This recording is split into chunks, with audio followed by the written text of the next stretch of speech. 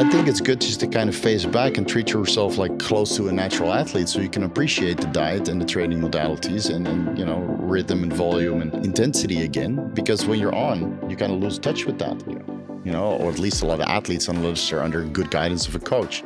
And even then, they have the coach to guide them, because themselves, it's very hard to do it yourself. They're not going to get this prescribed by a doctor. It's going to be black market, right? So what's the difference between the black market and the pharmaceutical? So the pharmaceutical is obviously on prescription, or you source that online somewhere. And then, don't get me wrong, there's plenty of sources that have all pharmaceutical, all legitimate. It costs more. And the barrier of entry is a little bit higher because you have to order that online. Whereas with SARMs, you can just buy it anywhere in the US. So this is the biggest problem nowadays. Kids don't even use testosterone, they use SARMs. And many of them are so uneducated that they think it's supplements.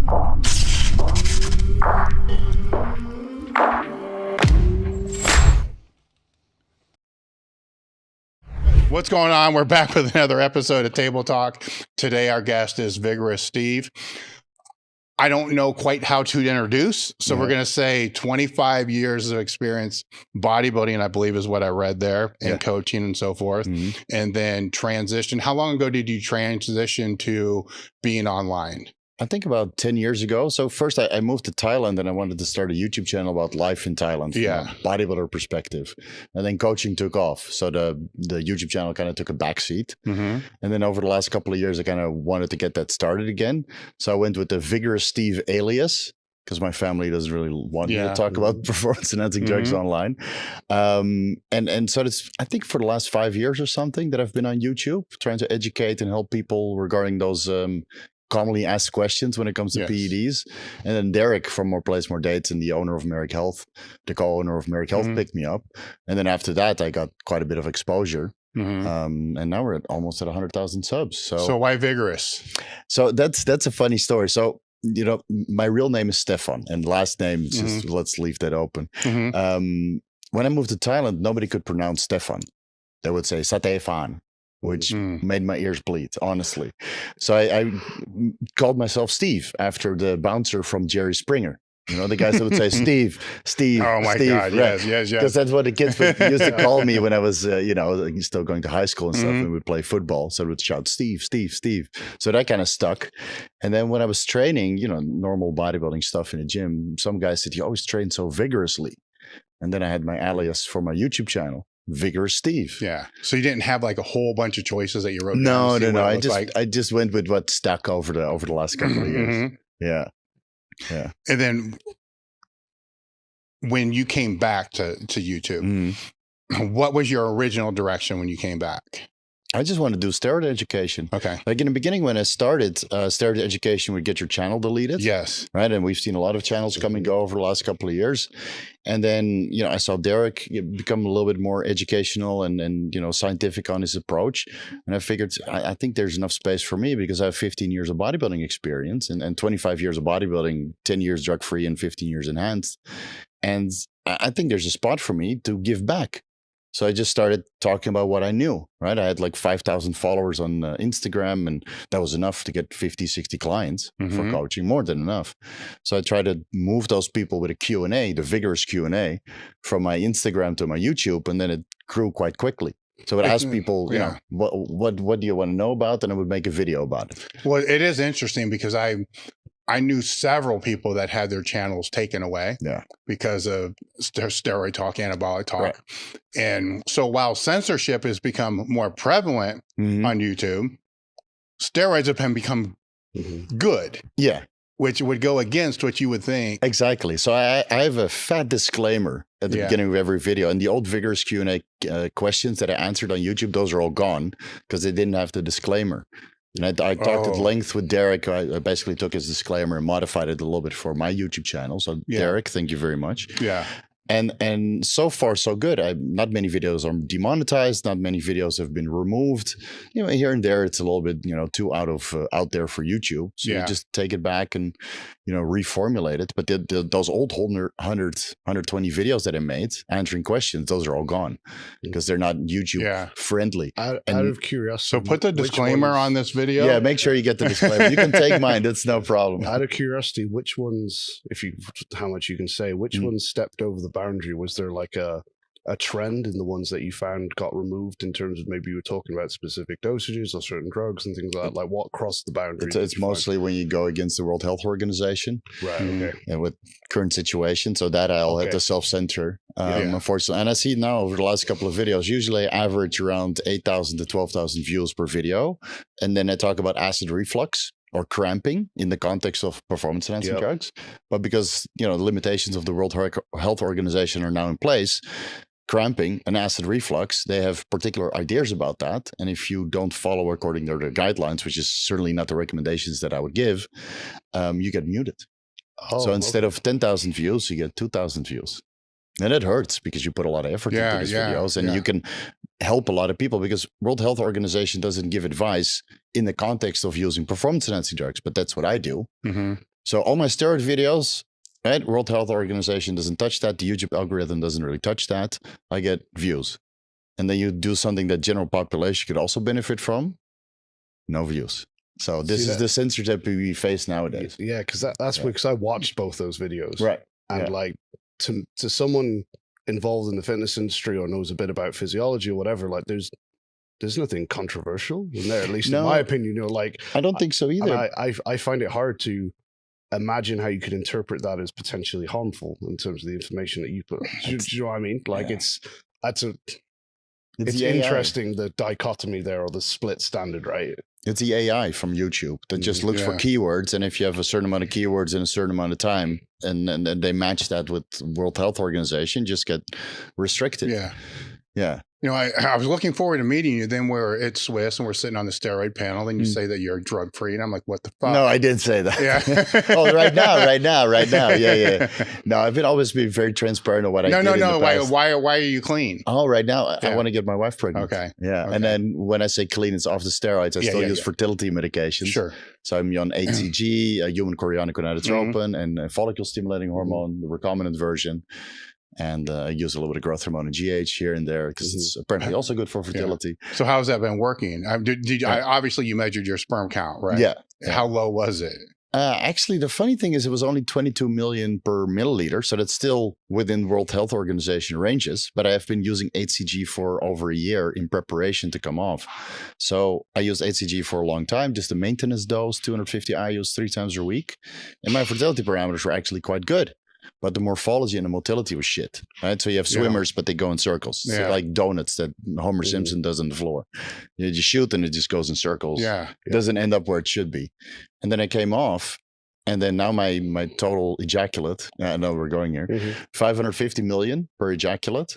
Yeah, it's insane. And then the morphology and the motility is top of the range, and DNA fragmentation only 12%. So the oxidative stress in my body is also very low. So now it's just a matter of time. We've been trying for 3 months, and I think next week it's another round of trying because you didn't get pregnant yet. So I'm still trying to wrap my head around the 22 million because when I had mine checked, it was 1.3. Yeah.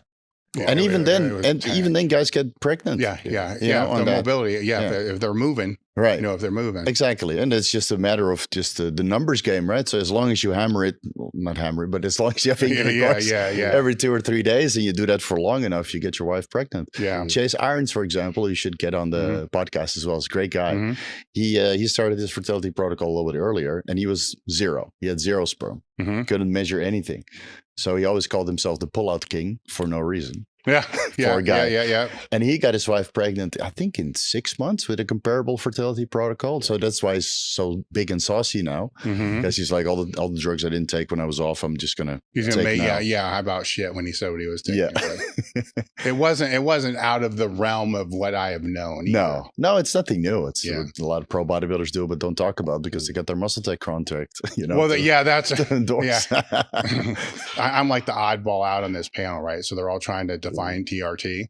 And I just said it's the new oh god, I forget what I said. It was the new lie by omission. Because that's what true. It is. Because that's what it is now. How would you define it? TRT, like real TRT. It's a sports car. A lot of men can't afford a Ferrari, so they're going TRT. That's the same midlife crisis drug that men take nowadays. I get the questions all the time. I mean, my YouTube is partially about TRT, right? Because I'm trying to diversify. And you see all these guys in their midlife crisis are 40, 45, 50 years old. they really can't afford the Ferrari to get a girlfriend half their age. So they're like, you know what, I'm going to do the next best thing, TRT. And then they start looking into that.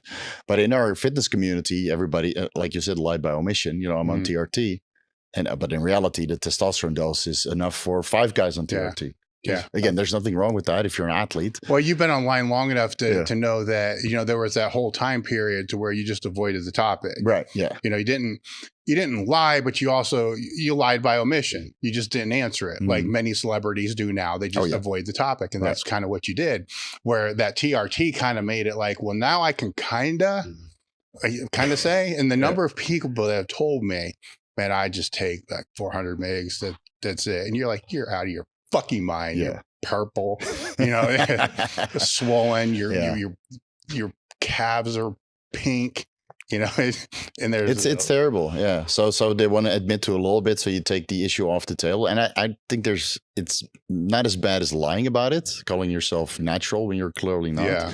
So you say in our TRT and everybody in our space kind of knows what you mean, right? Is okay. He's trying to cover the legal aspect, right? He has a script, and whatever he does besides the script, that's nobody's business. Yeah. Okay? So you're semi open, but not completely. Yeah.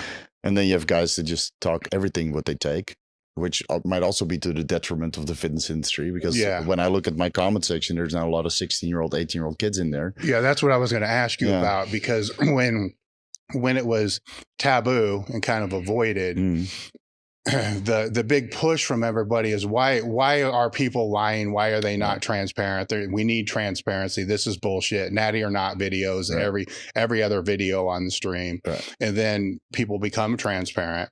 And then I don't think they thought of what the negative side effects of that could be. I agree. And now we got high school kids on trend. Yeah. And now the same people are saying these high school kids shouldn't be on trend. Like, I want to kind of say, but aren't you guys kind of why? It is true. You insisted, you know. That's what I mentioned in the steroid panel. Like, I asked people, you know, how many, parents are here with kids like 13, 15, 16-year-olds. And a good amount of people in the audience actually had kids that age, right? Which is usually the time where kids start taking SARMs. Yes. And I wouldn't surprise me if some of those kids are in my inbox asking about, you know, SARMs and steroids or height protocols, right? Because I want to be a little bit taller. And that's something I didn't expect to happen. But YouTube is public. So anybody can access it. And when you age restrict your videos, the kids will still find a way to get in there, because there's no age verification really on YouTube. But that also limits the growth of your channel, because now, you know, it's not public anymore. You need to register for YouTube. So you're missing out literally on 40% of the views. So it makes it very, very hard. And that's why I have the disclaimer. And that's why I always try to highlight the potential risks, things you need to pay attention to. Of course, you have timestamps. So guess what? I have like 5 timestamps per video. And which timestamp does the best? The protocol timestamp. Yeah, they're just skipping straight through it. So, well, I think it's just more conversations have to happen that those kids can relate to, because if you have a teenager that is convinced they're going to do it, there's really nothing any of us are going to say that's going to tell them otherwise. But at the same time, it becomes this moral dilemma. Like, what exactly are you going to say? Yeah. You know, with, you know, how you're going to safely do it. And it's a weird line. Yeah. So that's what I've been trying to do as of recently. Like, how can you have to think like a kid, and they're going to make the decision, and you make a video to get them in. And then you try to educate them in the 10 minutes that they have attention for. Because ideally you have a 1-hour video about this, but guess what? They're going to exit after 5 minutes, or not even click it because it's 1 hour and they'd rather play video games. So if you can compress it into a 10-minute video and kind of make them aware of the potential risks and what they need to pay attention to. And I remember last year I went to the Olympia and I met so many young guys that told me, I thought I was ready, but your channel made me decide to wait another 5 years. So that's good to see.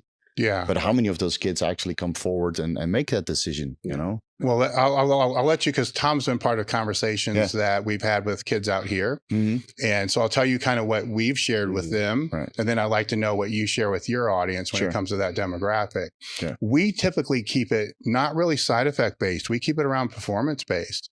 Like, if they start too soon, you know, they're gonna cap their top end. True. Right? Because they'll get there. Definitely, they're going to get there faster. But when they really get old enough to start to peak, they're not going to have that same. So that's one part of the conversation. Then the other part is they're not going to learn how to overcome sticking points. without the drugs. So they hit a sticking point, they take drugs, then all of a sudden that's their answer to every sticking point moving forward, right? There will be many. So they end up on huge amounts of drugs. Then you end up with somebody that you have to then convince maybe nutrition matters. You know, maybe your how you periodize your training matters. So learn that while you're younger. And when you're younger, you can recover better from stupid training mistakes. True. You know, so and you know, I think, and I'm sure this will all get covered at some point later on, maybe in more detail. Yeah. But funny enough, all the stuff that works really well in terms of training, nutrition, etc., when you're enhanced, works pretty well natural. And likewise, you know, you take a workout plan that works for you when you're not enhanced. Chances are it's just going to work better when you are enhanced. But if you never spend that time finding out what actually works for you without the ACE card artificially inflating your progression, how do you really know what works for you then when you look to get the maximal returns later on when you obviously have that ACE card? You don't, is what you're doing working just because you've got the artificial help? Or is it working because you took the time to invest into knowing not just training and nutrition in general, but what specifically works for you? And now you're using it as a tool to just make it put your upper ceiling higher. So the main issue here is patience, right? Yeah. Does this generation have that because of TikTok? That's the problem. I was drug free for 11 years. I trained natural from 15 to 26 because first of all, I didn't feel ready about taking PEDs. I was researching since I was 21 years old until 26. I did everything for training. I did everything for nutrition and the limited supplementations we had, right? That was the time the creatine monohydrate and whey protein came to market. And then we had a little stint of ephedra, the ephedrine, the stackers supplement. So that was the quote unquote, the WADA not compliant drug that I took. So technically not natural, but I didn't take any steroids until I was 26. Nowadays, that's unheard of. Nobody trains from 15 to 26 drug free. Yeah. Well, what's interesting is I've yet to speak to any advanced lifter, no matter what the discipline, that would agree that it's good for a teenager to take anabolics. Yeah. You know, so it's interesting. I guess the only people that would agree would be the ones selling it to them. But outside of that, never once. That being said, I did coach guys that were 21 years old to help them with their first cycle, but they've been bodybuilding since 14, 15 years old. So they put 6 years of work in and they're really pushing against their natural limit, right? They're maybe 200, 225 pounds drug free, big, strong, dedicated. They live their life. They bring their meals. They do their fasted cardio. They live everything. It's their entire life. And then I don't see a problem guiding them through it, because they'll be able to get away with TRT dose, a real TRT dose, or maybe a little bit more, and then take that all the way. So when I look back on those guys that I helped 5 years ago that are now 25, 26, they did something with their lives. It's not these kids that went on a SARM cycle haphazardly and then disappeared and never did anything with it, besides going to the beach and maybe getting laid. But I mean, at that point, it's not necessarily age, but training age, right? Exactly. An investment of time. And like you said, those guys who are 20, 21, they've got 6 or 7 years, not just of hard work, but, you know, mindful, introspective hard work, finding out what works. Then when they come to you, how much do they get out of 150, 200 milligrams of test a week, or whatever? They blow up. That's what I mean, right? Whereas you take the guy who's 20, has been training for a year, does everything wrong. And he's like, well, I'm not progressing. I must need 500 milligrams. Everyone's a low responder when they don't know what they're doing, right? That's a good point. And the funny thing is those guys, they don't come to me before their first cycle. They come to me after their first cycle turned into a clusterfuck. So, and then it's too late. Right. And that's the problem now. I mean, everybody has to make their own decisions and decide how they want to proceed. But honestly, the information is out there and there's not a time it hits the library already. We didn't have PubMed. We didn't have YouTube. We didn't have social media to learn from. And nowadays, these kids have access to it. And I think they think they're ready early when in reality, when you drill them and ask them the proper questions, they might realize that they're not ready at all. You know. So what is that? With this being the message that we're kind of telling the kids that are out here, what is the message that you're telling them on your channel? Just get educated and be patient. You know, milk your natural potential, especially when you're young. I mean, your hormone levels are sky high. Yeah, they're going to be higher than going on TRT. Your testosterone levels might be 1500, 1600 when you're a teenager. And I've seen the blood work of bodybuilders that I coach that are like 40, 50 years old. They have kids 15 years old and they do their blood work with them and their testosterone levels are sky high. And I tell them, eat more, which is not sexy. It's not appealing. It takes effort and dedication, but of course the kids that go through with that, like I did, they end up somewhere. And then when you come off, you at least have some sort of foundation. Yeah. Because if your foundation is based on drugs and you go back to 600, 800 nanograms per deciliter in your total T levels, everything will fall apart. You guys are selecting Merrick for your telehealth platform needs. They have a couple different ways that they go about doing this. The first is through a self-selected experience. So there's a table talk panel, which is the full panel. That would be the panel that I personally get twice a year. That's checking everything. You name it, it's all there. The other panel is a checkup panel with a guided optimization. You're connected with a patient care coordinator, and the patient care coordinator will meet with you to determine what your needs are, to be able to help optimize your health or mitigate without judgment. So the discount code again is Table Talk Merrick Health for all your hormone optimization and performance needs. Well, I wonder if they start too soon and they already have that natural high level and they artificially take, can their level actually become lower than it would have Absolutely. been? Absolutely. Yeah, because you shut down this HPTA, right? So you're at 1600 nanograms per deciliter, then you go to 2000, you shut everything down, your testicles don't fully develop, your growth, you won't get any taller, right? All these little things that go along with it. And I've had many classmates over the years when I was still in high school and even university that took steroids from their dad's Dianabol and Anadrol jar, right? They had those big jars from Thailand, and they would just do oral only cycles, and they got big and puffy and reasonably strong and had a decent physique. And then you meet them a decade later at the high school reunion, they look like nothing because their hormones are completely fucked up, and they never learned how to manage the post-cycle therapy. They just took the orals and then they came off, and then they wonder why. Right. So I think there's a lot of education that needs to take place, but you have to realize that there's so much more to learn always. Right. And that's what I realized this weekend. I thought I knew a lot. And then you meet people at Swiss and you're like, okay, wait a minute. I got to humble myself. And I'm a steroid educator, you know? Yeah. Do you think there's a general lack of information about PCT in general? Because everyone wants to click the maximal strength steroid cycle, right? Yeah. Everyone wants to click that timestamp, right? No one's going to click the ultimate PCT protocol, right? Well, explain what that is for those that are listening. It's post-cycle therapy, right? So you do a cycle, and then the post-cycle therapy involves fertility medications and anti-cancer drugs to bring your natural testosterone production back. I have an ebook, a PCT ebook, which is my best-selling ebook. So I can't say that the information, that the desire isn't there, because I've sold thousands of that ebook. So, interesting, because it's with what Tom's saying. Yeah. It's like most of the people that I know, they go. I had somebody many years ago, when early 20s, I asked them when they went on, and they said, "Well, I started in like 1983, right?" So it's almost non-existent to where it's just it's up dose, down dose, and then from what we see, it doesn't really exist. No, not as much. And that was going to be something I want to talk about later, how the whole on-off thing now almost doesn't exist. And that's like archaic thinking supposedly now. But when I say like PCT, almost like at the basic mechanism, like what actually happens when you come off, and you see like people think like, oh, like this is so common, right? Like you guy does a steroid cycle, it's like, well, I'm going to get jacked, get bigger, and then they come off and they're like, well, I can't get jacked now because I'm not on, so I may as well get fucking ripped. Yeah. So what do?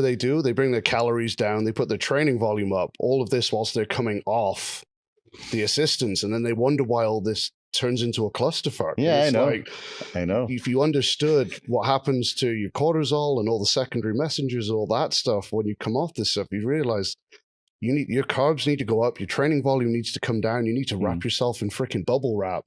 Basically, when you do this stuff, because then not only are you're doing the harmful bit here and taking the risk, you're then fucking throwing most of it away. Straight afterwards. Let's go deep into that after. I want to go to one topic first, because it still kind of stays with the younger kids. Then we'll get into that, because that needs to be covered big time. With with the kids that are going on, they're not going to get this prescribed by Merck. They're not going to get this prescribed by a doctor. It's going to be black market, right? So what's the difference between the black market and the pharmaceutical? So the pharmaceutical is obviously on prescription, or you source that online somewhere. And then don't get me wrong, there's plenty of sources that have all pharmaceutical, all legitimate. It costs more. And the barrier of entry is a little bit higher because you have to order that online.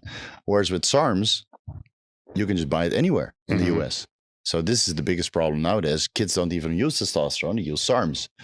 And many of them are so uneducated that they think it's supplements. Just like the pro hormones, they thought that was supplements. I mean, GNC sold thousands of different pro hormones back in the day, shutting down these teenagers. And same with SARMs. So the difference is between pharmaceutical prescribed TRT is that you have to go through a clinic and there will be a physician to determine for you if you need that or not. Now, of course, there's ways to circumvent that. I have videos about how to get a script. You know, I mean, we all go through this process, especially when you're older, you don't want to come off. So you crush your hormone levels temporarily, bring your LH and FSH levels up. And the doctor's like, okay, you're androgen deficient. Here's your script. That's how I got my script in Thailand, because they don't want to work with you if you're on steroids. So that is the legal side of it.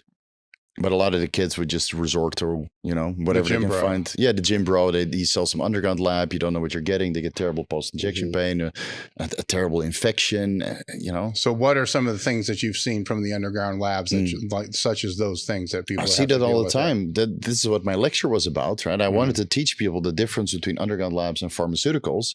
Pharmaceuticals use United States standard pharmacopoeia carrier oils, which are, produced in a good manufacturing facility. And that passes, third-party testing, batch to batch, and there's oversight. So the product that they use in medical settings is good, right? And then maybe sometimes with particular brands, it might not be 100%, which happens, of course. But with underground labs, there's no oversight. It's built in somebody's bathtub.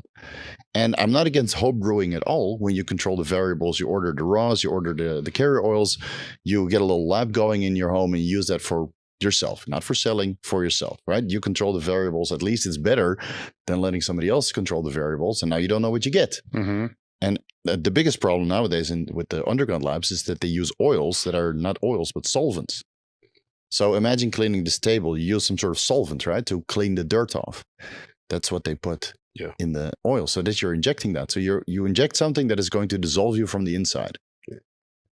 This is what my lecture was about. Yeah, it was. And in Asia, it's a huge problem. All those manufacturing facilities in India and China and Thailand, they all use this ethylated propylene glycol to easily suspend the raws in.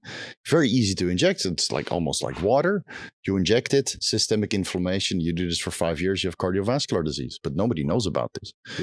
Yeah. It's not so much of an issue here in the United States, but in Asia, it's a huge problem. Yeah. I think in those contexts as well, the things that scare me a lot in the underground lab specifically is like, okay, you buy your test blend, whatever. Okay, maybe it's underdosed. Maybe there's a solvent that's not good, right? But then you get these guys buying Clen, T3, DNP, things like that. You dose that badly. Yeah, the repercussions acutely are enormous. You know what I mean? Like you take too much test for 4 weeks. Yeah, you get sides and whatever, right?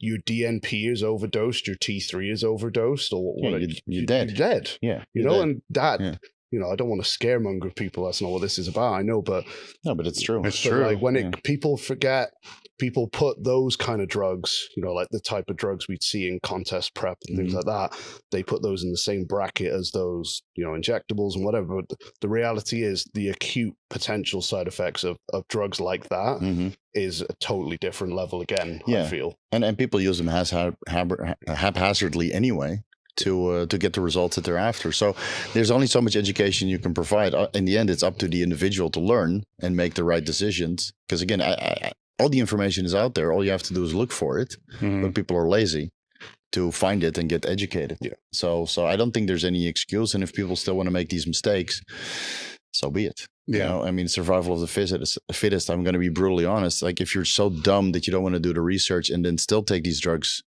without rhyme or reason and you get injured or hurt, you know, it's on you. Yeah. And I think one of the good points that did come up in that steroid panel is, and I'm not saying we shouldn't put more education out there, we absolutely should, but, you know, I can't remember if it was you or one of the others that came out with how much information is there out there about smoking, alcohol, etc. All being bad, obviously. But if people want to ignore it, there's nothing you can put it on a billboard outside their bedroom window. Well, everything has a risk-benefit ratio, right? So we'll get into the post-cycle therapy because I started decades ago, right? So back then, the norm was you would take it for the competition and then you went off, you know, whatever time period, then you take it like 8 or 10 weeks.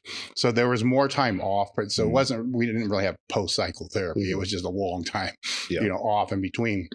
But then that went away, you know, that became like not even a thing anymore. And then the post-cycle therapy did come in. It probably always was there. I just didn't know. You know? So I mean, there was no internet, right? So you're just going off whatever the person's telling you that's there. Where I had more intelligent advice from that, and there weren't a lot of compounds because when I first went on, it was basically shit that was being stolen from pharmaceutical. They were probably making it and selling it out that back door, but it was legit pharmaceutical. And then years later, that gets shut down.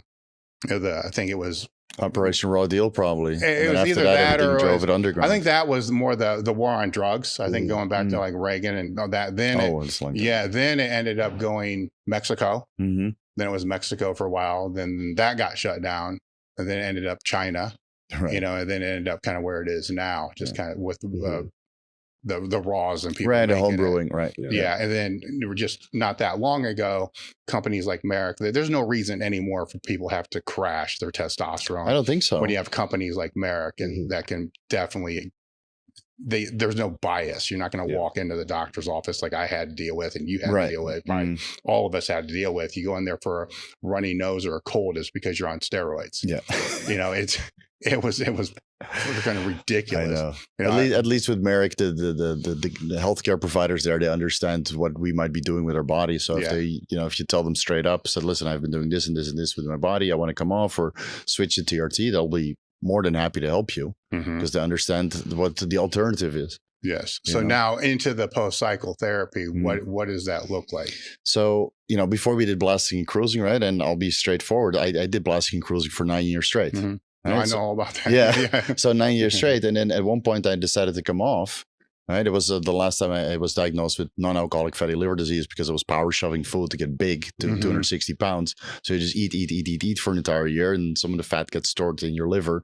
And when I did an ultrasound on my liver, I'd help non-bioidentical steroids. So that's a tren, nandrolone, mastrone, boldenone.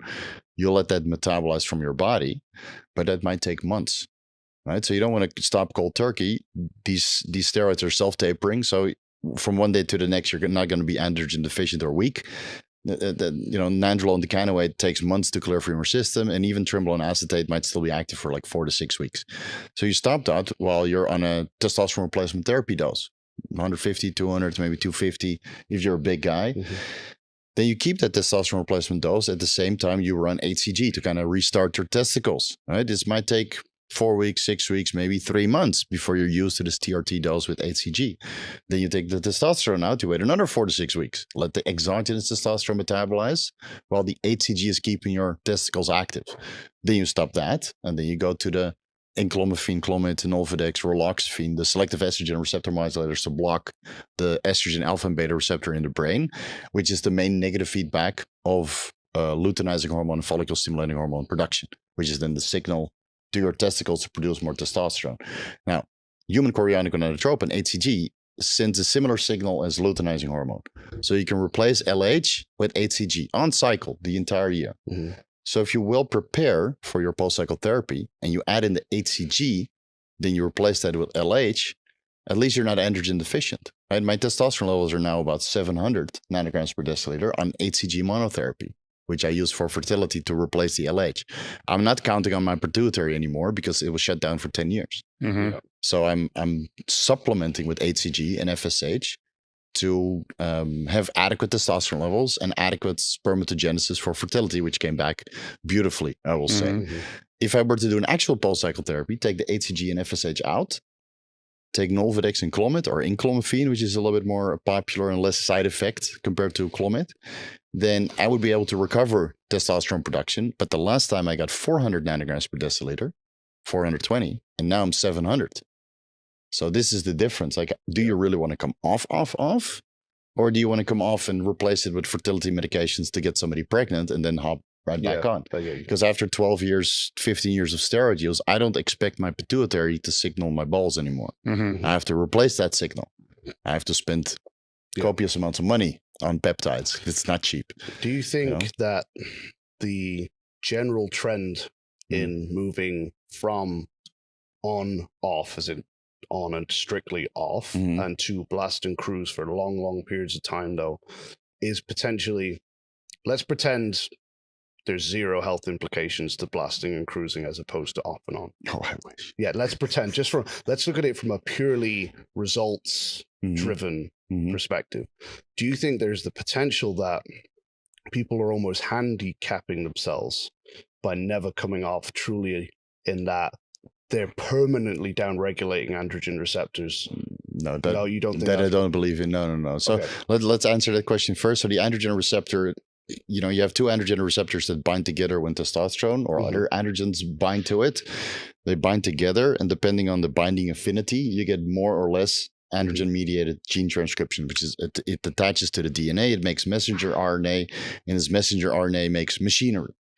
Which includes new androgen receptors. And it makes logical sense, because if testosterone takes two androgen receptors for gene transcription, you need more androgen receptors, right? Because otherwise one shot of testosterone would make you, insensitive to androgens. So this machinery that works, within the nucleus of the cell, it starts transcribing DNA. It makes RNA, different RNAs for different machinery. It could be sexual binding globulin, could be binding proteins, could be androgen receptors. So all the literature currently says that testosterone, DHEA, dihydrotestosterone, and to a certain extent estrogens, contribute to androgen receptor production. So by going on steroids, you have more androgen receptors. And this is why we escalate the dose upwards. You don't start with a gamma test. If you're natural, you don't go to a gamma test. It wouldn't work. You go to TRT. So you bring your testosterone levels up from, let's say, 600 to 1200, double. Now you get potentially on paper double the androgen receptors, right? Because your concentration is twice as high. Then from 1200, you can go to 2400. You can double the testosterone again, and now you get double the androgen receptors. So first, you have to increase the receptivity to higher dosages. And if you do that in a step-by-step fashion, you get less side effects, because the androgen receptors on skeletal muscle are receptive for more androgens. So this is how you build your cycle. And then at one point, your health becomes unmanageable. Maybe after 6 months, 9 months, doing this slow and steady, maybe you end up in a gram a year in total, for example, right? Maybe health becomes unmanageable. You come off. And in this context, I believe off is good, because you get to clean out all the genetic adaptations, the epigenetics kind of take a break. It has nothing to do with androgen receptor sensitivity. That will come back, but it's just purely to clean out and give yourself a physical break. So all these processes which are now upregulated can get a break, and you can detoxify. You don't train as hard. You really focus on your volume restriction, right? Because now you're back to normal testosterone levels. And what I introduced to the fitness industry is you have an HCG bridge. So you go to HCG monotherapy instead of testosterone replacement therapy. So you don't cruise anymore. You do HCG monotherapy. Fertility comes back. Testosterone levels come back. And overall testicular health is improved for the 3 months that you're off. And then when you start again, how you respond is stellar. But then, like what you said, you need to increase your food, reduce your volume, make sure you put the extra effort in the gym, because you can't slack. Because this is what I didn't do, right? I wanted to stay in shape for YouTube, stay lean. Guess where all my gains went? Down the toilet. This is, you have to be marketable. If I show up like a fat dude on YouTube, nobody would take me seriously, because bodybuilding and physique sports is very shallow. Let's be honest. It's not magazines anymore either. No, they used to be able to do that because they wouldn't. Nobody would see them. Right, but now I'm on YouTube 4 times a week, 5 times a week. So it's better to be lean than to look chunky. But for performance as an athlete, you would better off ending up chunky and wear the hoodie and just hide away. Yeah. But yeah, I mean, my audience is more than just bodybuilders. It's a lot of high level entrepreneurs, and they care about that shit. You know, you need to look like you know what you're talking about, and you know, what is this called? Where you practice what you preach. So if I come off cycle and I get chunky, then yeah, I'd be strong in the gym and a lot bigger, but from a business perspective, it would be detrimental to my income. Yeah. So this is the downside of being on social media. So if you're not on social media, just eat up, stay strong, you know, get a little bit of fluff like back in the day where we were in shape for like 2 months out of the year. And the rest of the time we were hidden under sweatshirts, you know, that would use to paint the house with, in the old school time where you just wear whatever in the gym. Now it's all fashion. And then you would just, you know, be freaking swole in the off season, in the winter, you know, have all this padding to lift heavy weights. And then the next time you diet, you'd be in great shape. Hey guys, I'm back in the gym with another limited edition apparel drop. This is the new Live, Learn, Pass On shirt. I'd be remiss if I didn't talk about our cambered grip American cable attachment. This attachment has 4 grips and it's cambered. So when you flip it, it actually becomes 8 grips. And if you turn it upside down, there's actually 16. This is one of our most used cable attachments out in the gym. Even got that full range of motion. We got a second limited edition drop this month as well. Head over to EliteFTS.com, pick up the shirt, pick up the cable attachments. But I'm glad you mentioned having like a clearing out of systems in general, because like you cleared up the androgen receptor thing. I'm glad you said that the way you did. People also forget there are other systems involved here, right? Like we're talking about like glucose management and insulin sensitivity. Even neurologically, you know, there are downsides to long-term use of a lot of these compounds and things like that, which, you know, even if hormonally the pituitary axis is fine, if those aren't working well, we're not going to be optimal in terms of our performance or our gains either. So it's not just about my test levels, my androgen receptors or whatever. It's your glucose management and all those other systems that need a break or need to get back to a level where they can perform well so that they can help you keep performing, right? And improving onwards. Exactly. So I think it's good to take a break and just treat your body a little bit like you have a handicap, because you've been sauced to the gills, right? In the meantime, or at least, you know, more than TRT, which is what athletes do. I mean, not many athletes are on true TRT, let's be honest. You know, we're a little bit more. I mean, I've taken up to 2,500 milligrams a test when I was at my biggest. And that's TRT for 10, 12 people. You know, great times though. Great times. Not an advocate of steroids, but that's how it played out. But I think it's good just to kind of face back and treat yourself like close to a natural athlete, so you can appreciate the diet and the training modalities and you know, rhythm and volume and intensity again. Because when you're on, you kind of lose touch with that. You know, or at least a lot of athletes unless are under good guidance of a coach. And even then they have the coach to guide them, because themselves, it's very hard to do it yourself. Well, at some point in time, though, even if they are on and it is on, right, then those things are still at some point, they're going to matter, because they're only going to get to a certain point. Right. And then they're going to, so I don't care how much shit they take after that point. As you said, the health markers are going to start to, and we'll talk about health markers here in a bit. But at some point, it's not just the health markers. They're not going to be able to progress anymore. They're actually going to start regressing, which is what we see in powerlifting a lot. You know, and I can't sit here and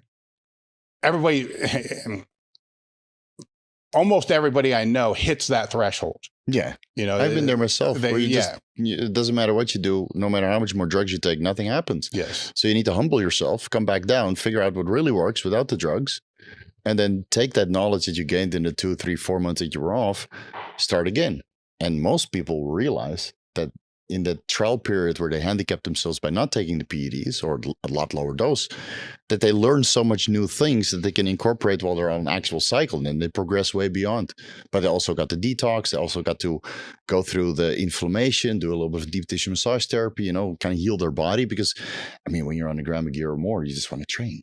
Yeah, you just want to kick ass in the gym, you know. I mean, I was the same. I'm not going to take a day off. I'm glad you mentioned, though, there being a ceiling, because how many people do you kind of interact with where you know for a fact that they're claiming they're hitting a ceiling where they take more and they get nothing from it, or they say to you, oh, I can't take that dose, that'll do nothing for me. but you know, actually, it's not an input problem, it's a systemic problem. Like maybe their aerobic fitness, their oxygen management all that type of thing. Yeah. So that's what I'm saying. So what do you think most PED users should be doing better to either raise that ceiling where they are able to use drugs successfully and get more from them, or conversely, and probably ideally, get more out of the dosages that they are taking already, if that makes sense? So I think it's better just to combine different drugs, because the side effect profile just increases as the dose escalates upwards. Yeah. And you have to figure out which dose is the effective dose that's different for everybody. Right? I can run 2.5 grams a test and not have any side effects, as long as I manage my estrogen levels. Other people can't get away with 300 milligrams. So that's very individual. So you have to figure out how much test you can run safely, and then what other goodies you want to stack on top of that. Maybe that's nandrolone. Maybe that's a low-dose trenbolone. Once you start combining particular performance-enhancing drugs, right? Training and dieting, all that stuff aside. Once you start combining that, you have synergy. You don't have any side effects from each drug in particular because the dose is so low, but you get all of the benefits. So what a lot of people don't look into is mitochondrial function, for example, right? And like respiration of all of your organs. So people just think, okay, steroids, growth hormone, insulin, IGF-1, and maybe some peptides on top of that. But there's so much more you can look into. I have hundreds of videos about what you can look into besides these traditionally used PEDs, which are not damaging to your health, are not going to manage fuck up your blood work, might actually improve or accelerate the drugs that you're taking. So instead of taking 200 milligrams, it feels like 500, but you get the side effects of 200, which are non-existent. So stacking stuff together is ideal, again, assuming that the training and the diet and all these little things are optimized. That's I made a video about this for EliteFTS yesterday or 2 days ago at Swiss. Just look into all little avenues and optimize everything, which again makes it become a full-time job. But if you're an athlete, this is your full-time job. It's not just training and injecting and eating. It's all these little things on the side where you just manipulate all these little things. And I mean, it's the same with operating a business. I mean, it's not just marketing and product.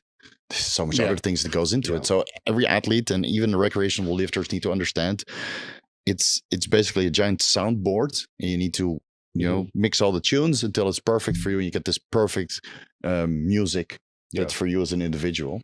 But that takes a long time. And if you can't do it alone, hire a freaking coach. That's what they're there for. Not me, I retired, but there's plenty of other good coaches in the world that follow my advice and can duplicate everything that I, put on YouTube for free.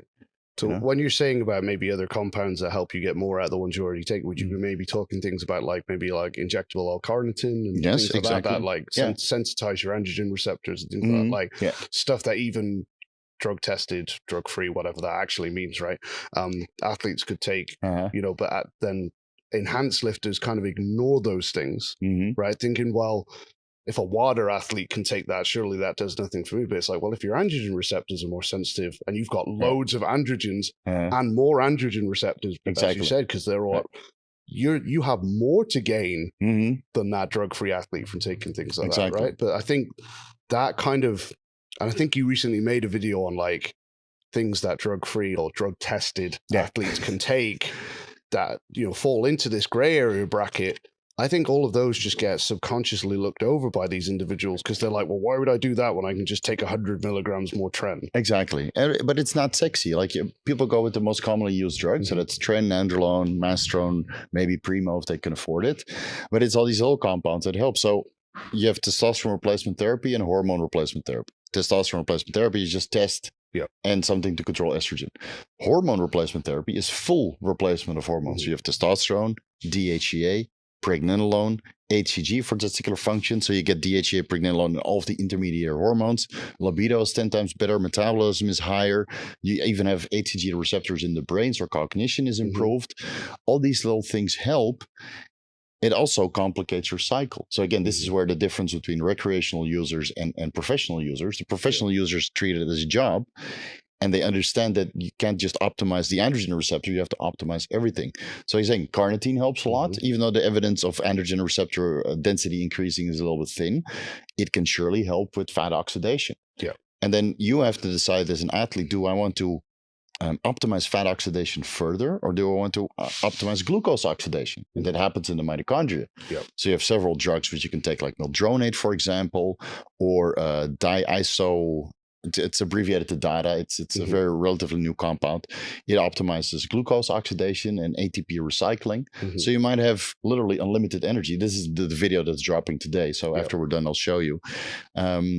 You have so many more compounds that can optimize every little vector of your physiology that once you do that, you can stick with TRT, a little bit of growth, a little bit of insulin, and then look into these other compounds and make your HRT feel like an actual steroid cycle.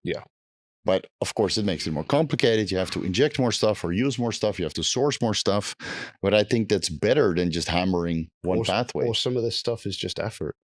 Yeah. Unfortunately, you know what I mean by that is like, you know, you guys are going on drug cycles or whatever, but they're doing zero cardiovascular work. They're not getting any sunlight exposure. You know, you say that some of these guys, like, instead of pitting yourself again, have you thought about using something like red light therapy or something like that? Right. You know, something that's going to make whatever you're doing just more effective, regardless of the dosages and maybe what drugs you're using. But that's too much effort.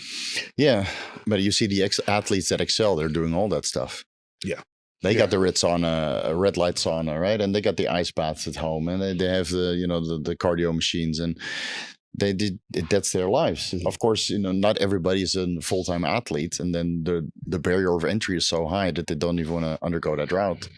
And I get it because it's a lot. It's a lot, but I think even the difference between TRT and HRT, right, which we just discussed, adding in DHEA, pregnenolone, HCG, a little bit of growth hormone, just to optimize and get everything working in synergy. I think that's so much more beneficial than just cookie cutter prescribed TRT. And you get so much more out of it because DHEA levels and pregnenolone levels just plummet when you go into testosterone. And you need DHEA and pregnenolone for cognition, well-being, memory formation, empathy, but also for glucose uptake. So if your DHEA levels are freaking low and you're having a high carbohydrate diet, glucose uptake is not optimal. And this is what athletes don't understand. So, and you can just add in 25 milligrams DHEA. You buy it on Amazon. It's super cheap. You can buy a bottle of 360 tablets for pennies. Yeah, that's another tablets I try to put in the Anadrol. Okay. Good luck then. You know. But that's frustrating as hell, right? Because like, it's not my problem, honestly. No, it used to be frustrating in the beginning, but now, I mean, I've put the information out there multiple times, and if you don't want to listen, that's on you. You know, I'm hands off. I used to be upset, but not anymore. There's enough people that listen, and the people that listen, they really walk away with that from a good experience. And the people who don't want to do it, okay, it's on you. You know, you'll learn the hard way. Yeah. Sorry, but I can't be bothered. Well, you mentioned the L-carnitine, okay, which is intermuscular, correct? Can also do it sub-Q. Yeah, I do it sub-Q. Because it's what I've often wondered sometimes when I hear some of the doses that I hear and then adding in stuff like that. Now, if it's sub-Q, whatever, like where in the hell are they penning themselves to accumulate this much dose? Right? Because in butt. And if it's 4 syringes a day, you know, the scar tissue is going to become an issue. Yeah, so this is what I always highlight to athletes. Is actually, it's better to go from intramuscular to sub-Q, because if you go intramuscular long enough, it's what happened to me. Your scar tissue in your glutes, your hips, it radiates to your IT band and your knees, and now you can't squat properly. And people don't understand this, that, you know, all those glute shots or lat shots or shoulder shots eventually will hinder your squat and your deadlift and your bench. So I would recommend people nowadays just do sub-Q, which is what Dr. Eric Kreisler introduced 10, 12, 15 years ago. And of course, in the beginning, you're like, sub-Q, I was against it too. So, you know, there's of course a route from being against it to advocating for it. Yeah. Because when I was against it, I would do a cycle sub-Q and you get these fat marbles, right? The injection depot stays behind. There's not so much blood flow through the adipose tissue, so it absorbs slower. And you have this fat marble, you're touching your lower back, your upper glutes. You're like, what the hell is this? It's like a tumor inside. But it's actually better, because now you don't have any scar tissue buildup in the glutes or other body parts. And the release from the injection depot is much slower. So your hormone levels are more stable. So you have less side effects, less conversion into estrogen, less conversion into dihydrotestosterone. And so I would advocate people just to do a cycle sub-Q. And you can pin 1 milliliter, even 2 milliliters per day sub-Q. If the oil is thin enough, like MCT oil, for example, it just disperses, you absorb it, and you can walk away. So I did my previous steroid cycle a year ago, 100% sub-Q, besides the injectable carnitine, the injectable glutathione, which I would take, but I would do that intravenous most of the time. And I don't blame you because that stings like a it stings like a motherfucker. Yeah. And because I was working through the scar tissue in my glutes for months, with a deep tissue massage therapy. And then at one point it was so nice, so loose bundle like virgin muscle, of course, using the reverse hyperextension on top of that, because that really tears everything apart if you load it heavy enough. And then my glutes were prime tissue. And now most of the knee issues that I had gone. So people ask me, what about BPC 157 and TB 500 and this and that peptide? I said, well, just stop pinning your glutes. Yeah. But of course, that's extra effort. And you do have a little bit of thicker adipose tissue because you put so much oil in there. But I think mechanically, it's the way to go. Yeah. Of course, I wish somebody told me that 15 years ago when I started pinning. A lot of the time, a lot of the research shows that the absorption is actually better sub-Q now as well. So if we're talking about like getting 5+% more out of whatever dosage you're putting in, that's a 5% gain or whatever it might be. At least it's more stable this way, So like the testosterone hits your bloodstream at one point, it gets bound up to the SHBG or the albumin. And if you hit it too fast, right, with intramuscular shots, maybe twice a week, Monday, Friday at a higher dose, a lot of this is not being bound up to the binding proteins. It just converts. Yeah. And while DHT might contribute a little bit, at least the libido, the estrogen, I mean, it's just going to make you watery and give you gyno. Yeah. And then you have to spend on surgery. So all these little things you can manipulate. And that's why I like steroid education, because you talk with people or they watch your YouTube channel and their eyes open and they're going to try it. And then 6 months later, you get that message like, I changed my entire protocol. I reduced the dose by half, but I gained 10 kilos. Yeah. That's amazing to me. I'm jealous. I wish somebody did that for me when I got started. So this is what I'm giving back. You know? And I think also that's important to just mention because, we kind of started talking about the downside with the messages you get from kids and stuff. But there you've got someone obviously better results and nice, but they're getting better results with less stuff. Right. That's like the flip side of that coin, right? Like you're allowing people to do what they're always going to do anyway. Right. Way healthier. Exactly. And also get more from it. Exactly. So I get these messages basically every day of, you have a little life story, right? It's quite a lot to get through, but I try to read all of them. You make such a positive contribution and people realize that they had no idea what they were doing or they thought they were optimized, and then I help them optimize it further with the free videos that I produce. And this is very impactful for me because this is my opportunity to give back. Yeah. Right now I'm in a position to do that after such a long time in the sport, because I never felt that I was good enough to compete. Right. I met Jay Cutler in 2006. I shook his hand and all my dreams of being a competitive bodybuilder fell to the floor. Yeah. Because my hand disappeared in his, and I looked at his physique, and I was still drug free at the time. I looked at his physique and I'm like, what? I don't think it can ever be like this. We didn't have classic. No, all this information would have been a game changer when I was still competing because it was more a battle of like, how do I get all the way through the scar tissue to put more scar tissue underneath it? Or how do I, it just becomes this big blob of shit. Yeah. And, meanwhile, 10 years later, it's like, I could have done that. Like, fuck. No, it sucks. Can I go do it again? Like, what the hell? And for myself as well. When, it's interesting when they replaced my first hip, right? So the doctor comes in, or a surgeon comes in afterwards, and he said, well, I kind of gave you like a bonus surgery.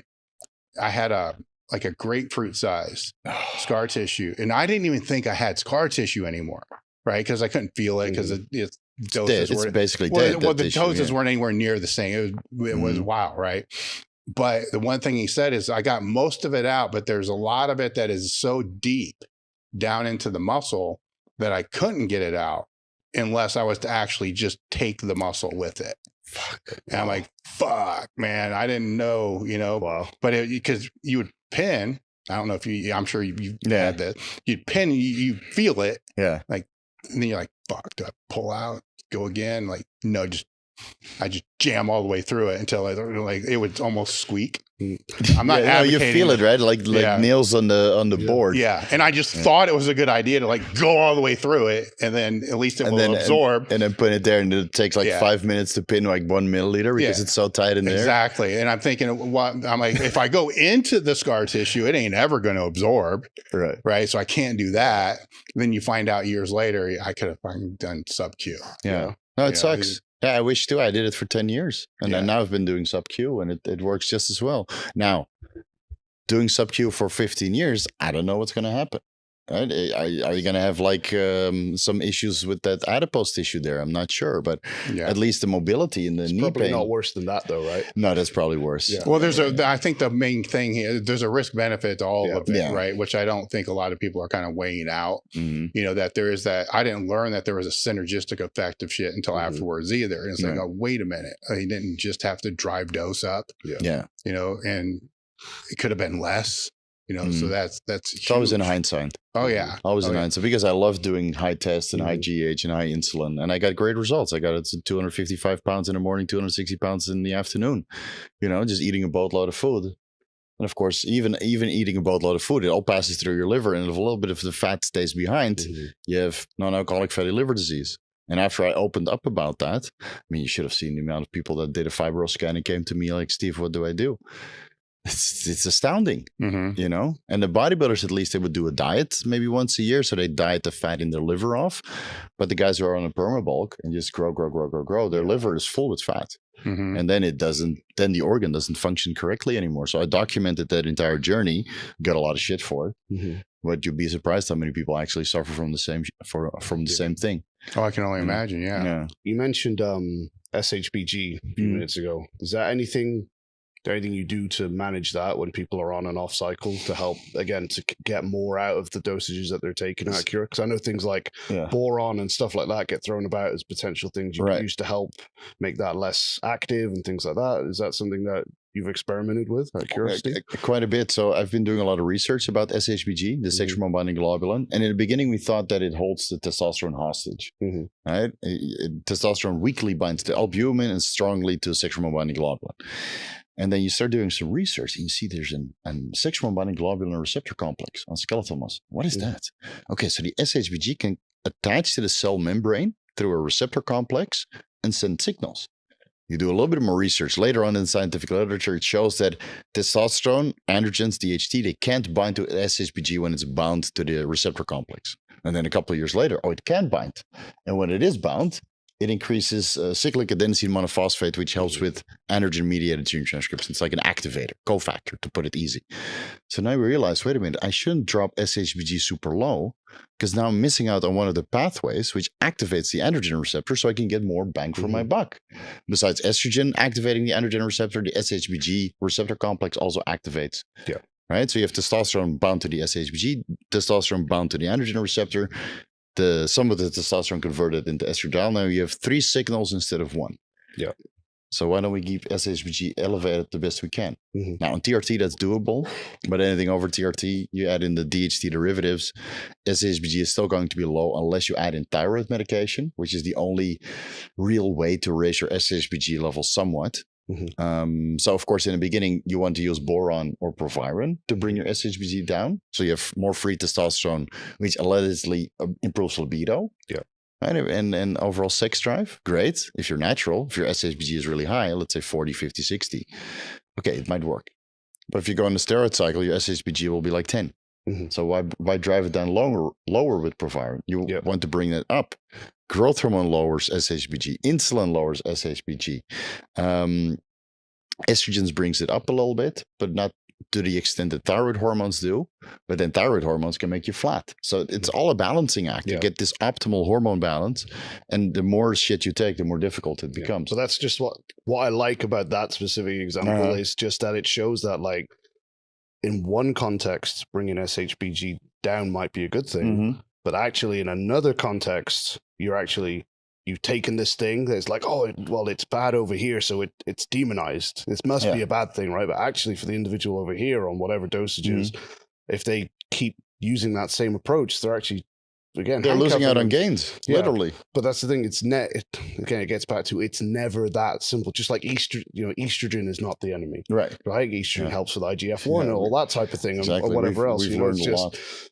Whenever people like go into these things and they start messing around with chemistry or biochemistry, whatever, it's never as simple as like, this thing is bad, this thing is good. Just that was a cool example of that. You have to balance it. So if you keep your estrogen, it's normal for your testosterone to be, to the top of the reference range or super physiological out of it. that your estrogen also should be towards the top of the reference range or slightly over it. Now, not to the point you get gyno, right? Because it's an expensive surgery. So maybe you keep your estrogen at 40, 50, maybe 65 picograms per milliliter at maximum. And then from 75 onwards, 75 picograms per milliliter, most men would start to get gynecomastia symptoms. But if your testosterone is twice out of the reference range, shouldn't your estrogen be at least to the top? Not 10 or 5. I mean, read into the literature. I mean, low estradiol chronically can give you aneurysm, clotting issues. It's very risky in this day and age. So why don't you bring your estrogen levels to the top of the reference range, at least for cardioprotective effects and for the IGF-1 secretion, right? But also for the androgen-mediated gene transcription as well. So all these little things, like if testosterone goes up, everything else has to go up as well. This is why I like HRT over TRT, because TRT is just testosterone and the rest gets neglected. When in reality, you can get so much more of your testosterone dose if you just add a couple compounds on top. Makes it more cumbersome, obviously, but well, that would make me wonder, because it's now a common recommendation, if they're going to take any test, they should be taking an anti-estrogen, where that may not be necessary, right? No, so if you go sub-Q daily microadministrations and you pin like 25 milligrams of test sub-Q, 175 per week, you probably don't need an AI. Whereas if you do, 86, 88 milligrams Monday, Friday, intramuscularly, the absorption is so high and the dose is so high that you get a lot of conversion. And now your estrogen levels are higher and you need aromatase, arimidex, or other methods to keep your estrogen in range. So we've learned a lot. Yeah, there's so many better ways. And I don't think that aromatase inhibitors are the devil. When you do the research, you see that on men, when they use aromatase inhibitors, there's no negative outcome regarding health. But a lot of dummies in our space, a lot of quote unquote educators that think they're smart, they read the use of aromatase inhibitors in the context of postmenopausal women with breast cancer. And in that context, aromatase inhibitors are prescribed to bring estradiol levels down to 0, right? They have a lot of conversion of testosterone into estrogen. They bring that to 0 because the estrogen positive breast cancer would otherwise grow. So they need to bring their estrogen low. And then they say, okay, all these side effects are related to aromatase inhibitors are because, the aromatase inhibitor itself. No. It's just low estrogen. Yeah. All right. So if you use aromatase inhibitors sparingly and intelligently, and your estrogen is at the top of the reference range, I think they're perfectly safe. Yeah. So for all the people that are probably really confused right now, how should they look at building their cycle out?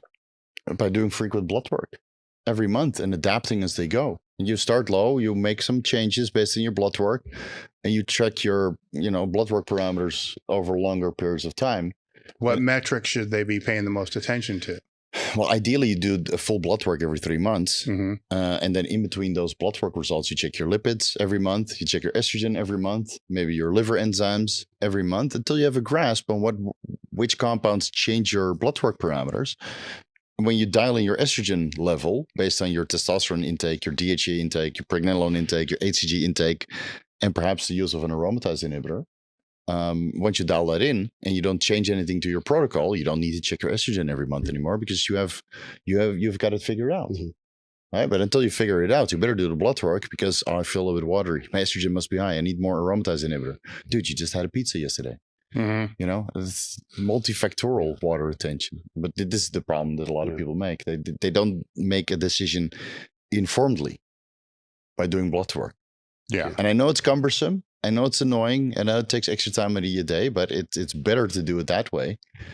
I mean, you're not going to go to the stock exchange and just buy stock, right? You do a little bit of technical analysis. Well, it's also way easier to do that now than it was before. Yeah, I mean, Merrick offers comprehensive panels, and you tack like 5 markers, and you pay maybe $50, and you're done. It's no excuse, Do you think a lot of people also ignore the fact, like a lot of people will be like, oh, well, my training partner did this. Right. Right. But I think the thing that also that's how this really works. Yeah. But like what I mean is a lot of people then ignore the fact that some people just process and break down different drugs differently. Right. They get cleaved into different isoforms. And I don't want to geek out too. And I love that stuff. Can all day, right? But what I mean is one person takes DECA and it gets cleaved into a lot of this isoform and a lot of that. And, that often determines not only the positive results, but the negative results. But I think a lot of the time people forget that different drugs will cleave differently and get processed differently in different people, and that obviously determines the outcome that you get from it, right? So just because EQ generally gets associated with achieving X, Y, and Z does not mean it will achieve X, Y, and Z when you take it. I agree. Yeah, I agree. But of course, telling people to look into drug metabolism and DNA testing, that's a bit beyond there. And every time I make a video about it, it gets no views because it's just too, it goes right over people's heads. I'm not saying they need to read the textbook. They need to at least understand that them different people will metabolize them differently. So you need to be open to the idea that just because your 3 friends take this and get that does not mean that you will get that when you take it. It's the same as in high school, right? Yeah, but my buddy was able to stay up till 9. Yeah, but my parents don't give a shit about that. It's your buddy, right? And where's he now? 10 years later, he's probably still in the streets. I would say it's probably more so than it is in high school. Where they're relying on their buddy, you know. Right, I mean, just going to do the same thing, but everybody's different. Everybody metabolism is different, so you need to work with what you were given from your parents. And again, if your parents have shit genetics and you're a bundle of side effects, maybe just don't do it. Right? You can't choose your parents. You can't use your genetics, but through learning and experimentation at lower dosages and then doing the blood work before you make adjustments, I think you can figure out a higher truth of what works for you. But it takes a while, you know, and we're all going to make mistakes during the time. I don't think there's anybody out there that did it perfectly from the beginning, even if they watch my channel and they talk to as many people as they can. You're still going to push the limits. You open Pandora's box. There's so many drugs to choose from. What about this drug? What about Tren? What about DMP? You're still going to try it. But if you approach it with, okay, there's a step-by-step process. I'm going to use an entry dose, do blood work, and escalate if my blood work parameters are acceptable. And I know how to mitigate side effects.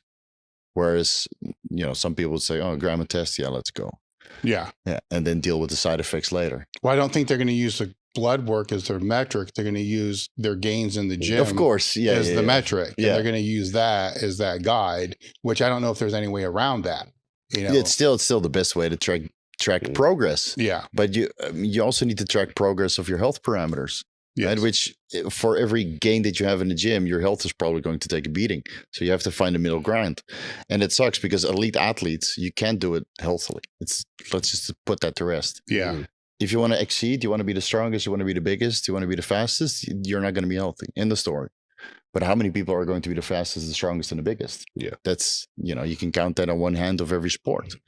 So those guys can be as unhealthy as they want to be. They probably make boatloads of money so they can afford the health coaches and the blood work and the infrared sauna and all that stuff. And everybody else just chill the fuck out and take a step back and care about your health. And especially if you have a wife and kids, you got to reel yourself back in because you made a commitment, right? I mean, I was haphazard until I met my wife. And then you meet your wife and you're like, you know what, I'm going to spend the rest of my life with this person. Let's get married. You make a commitment and then your own health has to be remaining intact because I mean, you're a bit of an asshole if you just kick off after 5 years when you committed to getting married for the rest of your life. I think that stuff is shit. Well, it is. Absolutely. And people like to just try and pretend that away and say they're just hardcore. But it's not really. Well, there's a big chunk of the people that aspire to be, you know, the people that you're talking about. No, I know. And way more of those than the people that you're talking about, right? And then they're the ones that don't have the financial resource. Well, blood work is kind of cheap now. So, you know, if they have the financial resources to buy the shit, they have the financial resources to get the blood work done. And you know, it's funny. Like I sometimes understand that my advice is kind of costly because I talk about MRIs, you know, and CT scans and genetic testing and all that stuff that you can potentially do to keep yourself healthy. And I'm in a luxury position because I'm on YouTube. I make good money, right? So I kind of forget sometimes that people don't have that money. So I make videos about how to become financially secure. And people don't want to hear that.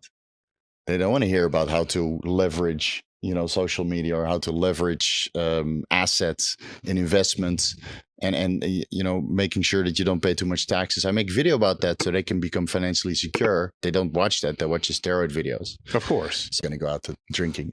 You know. Well, there's another variable that a lot of them will throw on top too. All right. So they're doing all this other shit, then they're going out and drinking on top of all that. You know, so when you're talking about side effects and all that, it's going to play into that as well. And alcohol literally kills your gains. I mean, Huberman, right? He has videos about nicotine and alcohol and recreational drugs. And I'm sure he's dabbled plenty because, you know, everybody has a past. But he goes over all of the scientific literature, what you should do, moderation, and definitely what all the risks are. And he gets millions of views. and then you talk with people. So did you watch that Huberman podcast about alcohol while they're drinking a beer?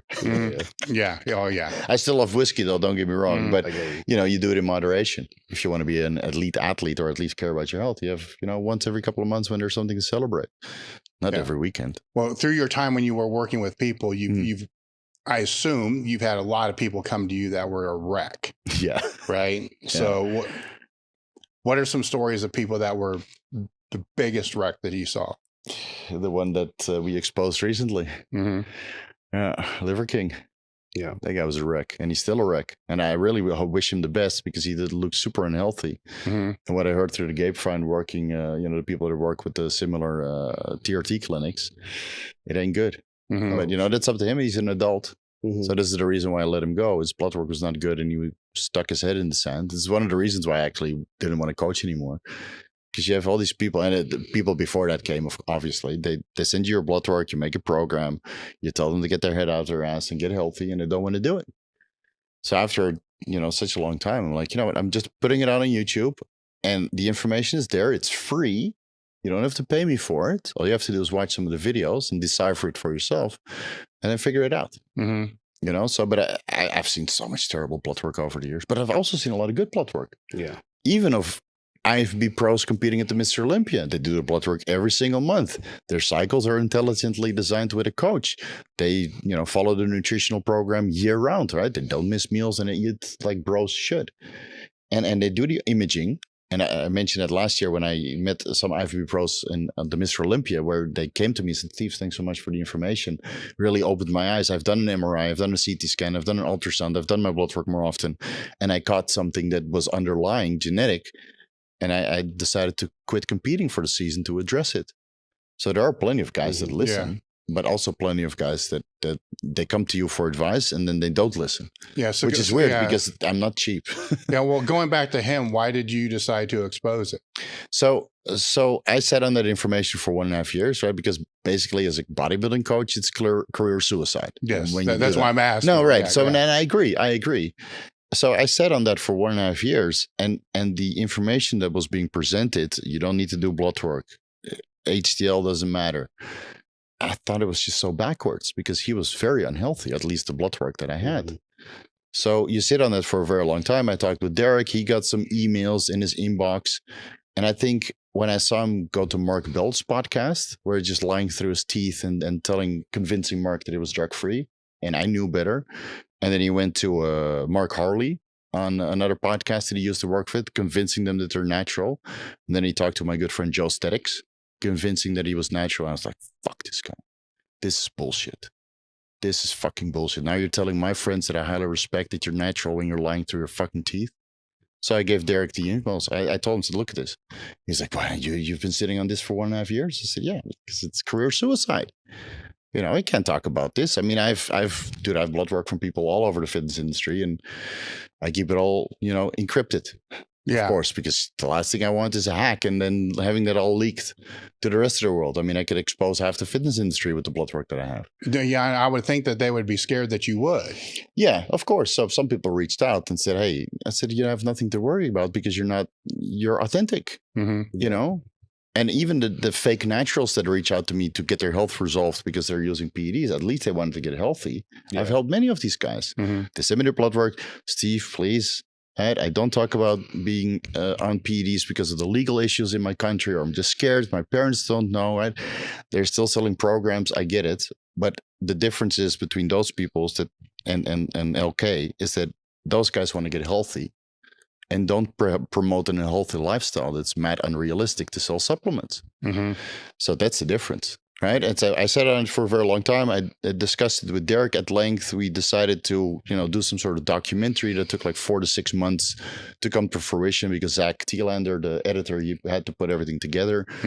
Derek went through his inbox. He found all these additional emails, and then we decided to put it public. And I gave him full permission. And I realized in that moment that this could probably cost me my career, but it's the right thing to do because lying to my friends like that and fooling the entire fitness industry and promoting an unhealthy lifestyle, I think that's asinine. Yeah. Did anybody reach out to him beforehand to give him a heads up? No. So completely blindsided. Just blindsided. Yeah. And I'm sure that it was in the back of his head because he sent those same emails to Derek and he sent those emails to me. And I let him go after 3 weeks because it's just unworkable. So, you know, in hindsight, I probably should have done it a lot earlier. So you could never become the person that he was. But apparently we only did free publicity for the guy because he still got bigger and his message is keeping going. And there's a lot of high quality information that he tries to provide for young guys, that, you know, for masculinity and stuff. But just the health aspect of it and lying to my friends, you know, rest in peace, Joe Aesthetics. I mean, it didn't sit well with me, man. Yeah. Well, in his case, he could have pivoted the question. You know what I'm saying? Just said TRT, and everybody would have agreed. Or just not answered. Yeah. Yeah. You know, people have been doing it for decades. And then calling us subprimals and stuff. I mean, get out of here, dude. I mean, get out of here. On a slightly separate point to a degree as well, if someone's on that much IGF-1, what could we... GH, yeah, GH. GH and that stuff, like the results that someone could get with those dosages and stuff, it makes... I thought when I saw all those dosages... So I even think that he lied about what he was taking to me, just to help him fix his IGF-1 levels, which I did fix by pointing him in the right direction. And I don't understand how American medical field can prescribe somebody 18 IUs of growth hormone without having HIV or dwarfism. I mean, he's a short guy, but he's not that short. Yeah. So how the fuck is that possible? He got it prescribed. So there's people complicit in that story. Right, but not calling anybody out. Yeah, obviously. But how's that possible? You know, to get 18 IUs of growth hormone on prescription. I mean, it shows you why now all the restrictions are being pulled. Right, the peptides are going to be banned. The Anavar is going to be banned in America because this keeps going on, and it gives a bad name to male health optimization clinics. So all that shit he was on was prescribed. Yeah, that's what I was trying to get at. Like he was a huge part of the problem, but how was he even able to get that stuff through a reasonably legal pathway, if you know what I mean? And then, you know, was he honest about that? I'm not sure, because when I reviewed his blood work, his dosages were, I think, underplayed. Yeah. And everybody's hammering on the 18 IUs of growth hormone, but, you know, I think there was way more going on. Yeah. Because, again, when you look at the blood work, you're like, fuck, this doesn't look good. You should quit right away and clean out for 6 months, which he didn't do. He went bigger and harder and stronger and faster under pretense of being natural, and then he went off, quote unquote, which I don't believe. Yeah, well, that's that. You just answered what I was going to ask. Is what would you have told him, or actually, what did you? I guess I told him to get I told him to get an ultrasound on his liver to see if he had non-alcoholic fatty liver disease. Yeah, no reply. So I refunded him. Yeah, okay, this is not going to work out, which he didn't do, obviously. And I don't think that whoever he's working with now brought that to, you know, his attention. And Paul Saladino was trying to help him. I was also very concerned for his health. I'm not sure, they were business partners, right? So I'm not sure what is true and what is not true.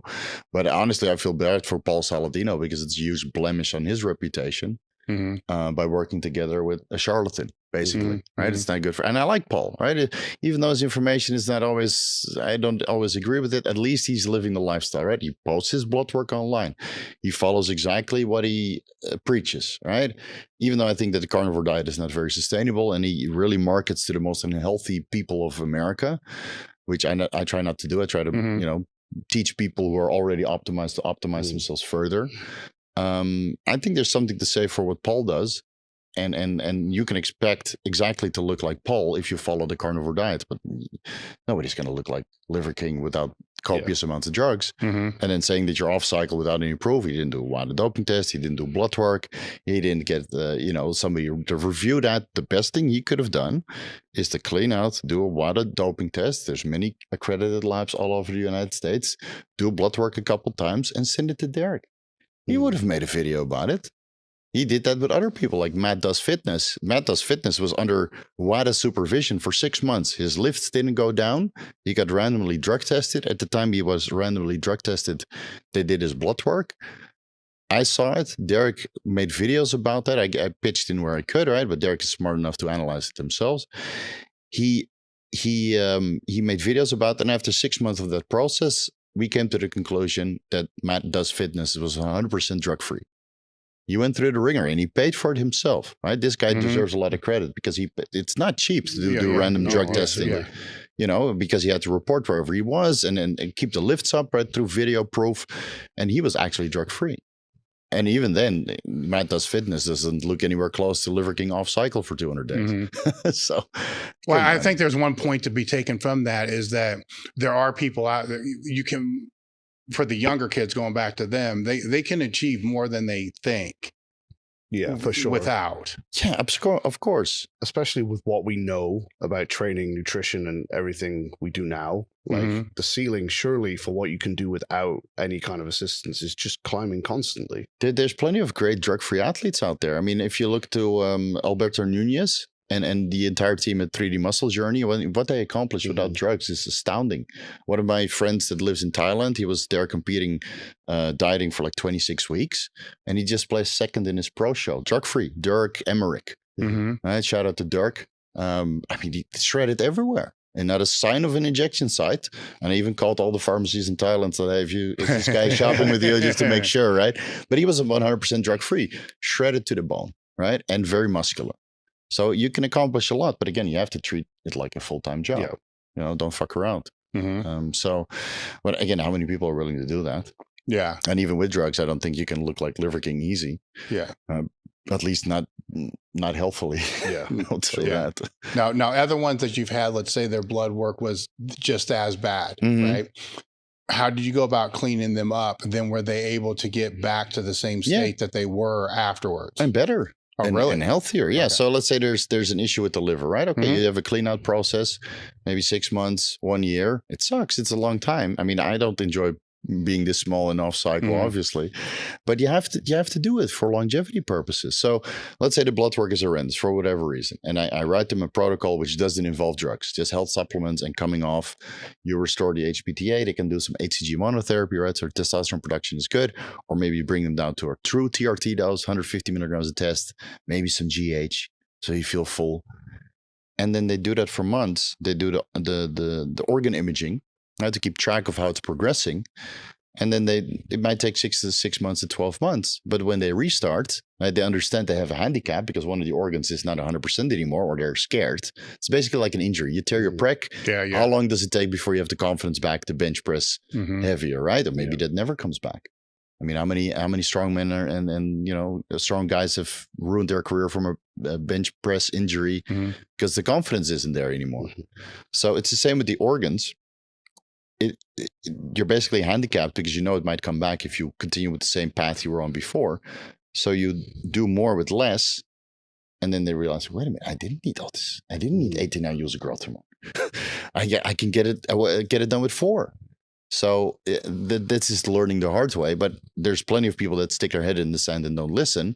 For the amount of people that are waking up suddenly from a health complication, decide to clean out, get healthy, improve their life because they have more going on in their lifting career. And then they kind of wake up, see the light, and then do more with less. I suppose the quick, and you may not be able to answer this concisely, but probably what type of people that are listening to this maybe need to hear is how many of the people driven high-level athletes who come to you with shitty blood work go through your process, you know, to clean out and get healthy. How many of them then, on the other end of it, can never get back to where they were? How often does that happen? They all come back. That's what I mean. But they might miss a competitive season. Yeah. You know? But maybe how much longer is their career? If they miss that 1 year, if you know what I mean. Right? Well, you can't have a career if you're dead, right? Yeah, that's what I mean, right? So maybe they miss a year now to do whatever it is. Yeah, so they can continue 5 to 10 more years. That's what I'm saying. Right? I mean, there's plenty of old competitors, and that's why we have a master class in many different sports. So, you know, you take a year off, big fucking deal. Yeah. It's not the end of the world. Okay, it sucks if you're the top of the top and you give up your position, but most of the top of the top, they don't go to me, they go to other educators. I mean, Eric Serrano and those kind of guys have been doing it way longer than I have, so I completely get it. But most of the guys on the amateur level or you know, somewhat high level that compete in whatever sport. Okay, you miss a season, right? They weren't top of the top yet, but they might become top of the top by cleaning out and getting healthy. And that I've seen many, many times because they hit that ceiling like we talked about. Yeah. They clean out, they get serious, they focus on these little things while they're off cycle, right? And then basically like a post-cycle therapy. And they learn so much new information, which in the beginning they didn't need to because they were sauced to the gills. and the drugs were compensating for all the things they did wrong. Yeah. That's why everybody's on train. You can do everything wrong and still get results. I think that's probably the biggest wall that most people have up, right? They know they feel like shit. They know stuff is off, but they think they're going to go to someone like you, go through that process, and in their head they're like, well, if I do that, I'm never going to get back to where I was. When in reality, that's quite rarely, all of them come back. What actually happens. All right? of them come back. Yeah.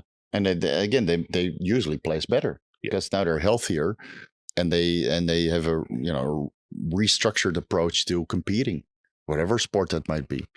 So, but it brings back patience and setting your goals aside for another competitive season, which is hard where you're that close. Like, let's say you're second place and you're really pushing it, and you know you can be first, but you have to get healthy first, and you miss a season where you're that close. I mean, it's tough mentally. And a lot of us, a lot of the athletes, they make money competing, right? They sponsor obligations, they have prize money, you have your reputation. And if you're not on social media kicking ass, you're irrelevant, and that makes it hard. I mean, the social media pressure is often overlooked, but that's the reason why our sport is in such a bad state. And I always practice what I preach. So if I say I'm going to come off cycle to get my wife pregnant, that's exactly what I do. And if I look like a skinny bastard, so be it, too bad. I have a bigger goal than looking phenomenal, jacked on YouTube, which, don't get me wrong, I would love to, but I have other things to do. Yeah. And luckily for me, I can still have a YouTube channel just talking about stuff, but athletes. Yeah. So like I kind of asked the question, like kind of close to the beginning, about do you think the modern approach of blasting and cruising is having any detrimental effect? You kind of hinted at maybe not, but is it then, it's not that, it's the constant pressure of having to look all the good all the time now because they're under the magnifying glass all the time. That's what's causing perhaps the increase in side effects, long-term damage. And I think so. Yeah. I think the social media pressure and the money can be quite substantial. I mean, we're talking about people making $150,000 per month through social media. And then they come off cycle for health ramification, and that 150K drops to 1,500. Yeah, that's an expensive decision. And let's be honest, most of the guys don't know how to invest and then make that money accumulate for them. So, if you're money smart, you put that 100K away. But most of these social media guys, they buy cars and useless shit. Yeah. So that's on them also. Yeah. I think, social media, everybody makes money that way. That's why we have podcasts and YouTube and all that stuff. And this is how we get our name out there. But hopefully people understand that there's more to your lifts and your physique. Like, you have a life story and something to share. If you have something to share. Not everybody has something to share. There's a couple things that go through my mind with this, because I've had conversations with lifters, not so much about this, but just say injury related. And the conversation is what really is more important, how you place or the training. Right? Because if it really is, and in bodybuilding went the same way, if it really is how you place, then if you're really hardcore and you're really disciplined, your focus would really be on how that can go up. Right. Right. And if the only way that can go up is to go down before it goes back up, which everybody knows and agrees, even they know that and agree that. But they don't want to. Then I question just how bad do they really want to be winning or breaking records or whatever it's going to be. Because if they can't do that, then maybe it's not about the winning and the breaking the records. It is about the social media confirmation or whatever that's going to be. Then that becomes another question of how much money do you actually really make doing it? Yeah. Right? Because 99% don't make money, aren't making any money doing it. Yeah. Right. So then it's just social validation from people that you don't even know. Right. Right. And that's kind of a fucked up way to live.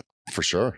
But that's fitness for you. I know. But if you with at least the ones I've spoken to, if I can peel that back far enough, then they realize, they do want to win, right? Then they'll change to be able to do that, because that is more important. Or B, the social media is more important. And then at that point, the conversation pivots a little bit. Like, wouldn't you be better off just trying to figure out how to create better content? Right. And you can document the journey down. Which I did every time. And every time my business went up. I just keep it real. Of course you get shit sometimes, but the people who give you shit, they're not going to buy any of the products. It's engagement. Yeah, it's engagement, of course. It's likes and comments, right? Yeah. Comment doesn't matter if they're shit comments. That's right, comments, right? Yeah. It's more engagement. It gets pushed more. Exactly. So I just document the whole thing. You know, when I had non-alcoholic fatty liver disease, I took everybody through that journey all the way down to like 180 pounds.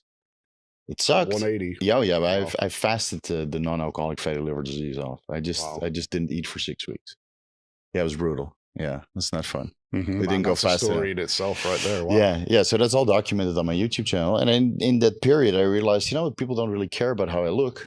They care about what I have to provide knowledge-wise. Mm-hmm. And then I blew up, and then of course I got more following, because the transformation is always fun to see, from 180 pounds to 240 pounds.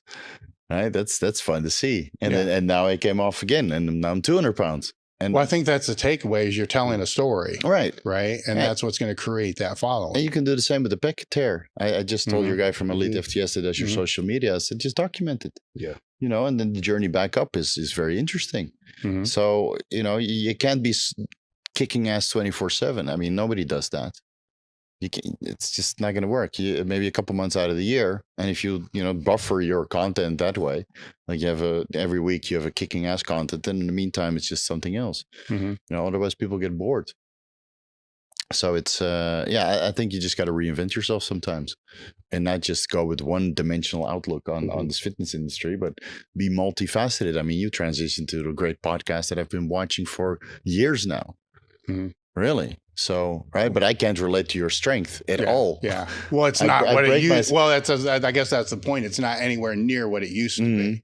No. Right. So you have to, as long as you document the story and it's something worth following, then people are going to follow. But the question still is the following actually helping you? Yeah.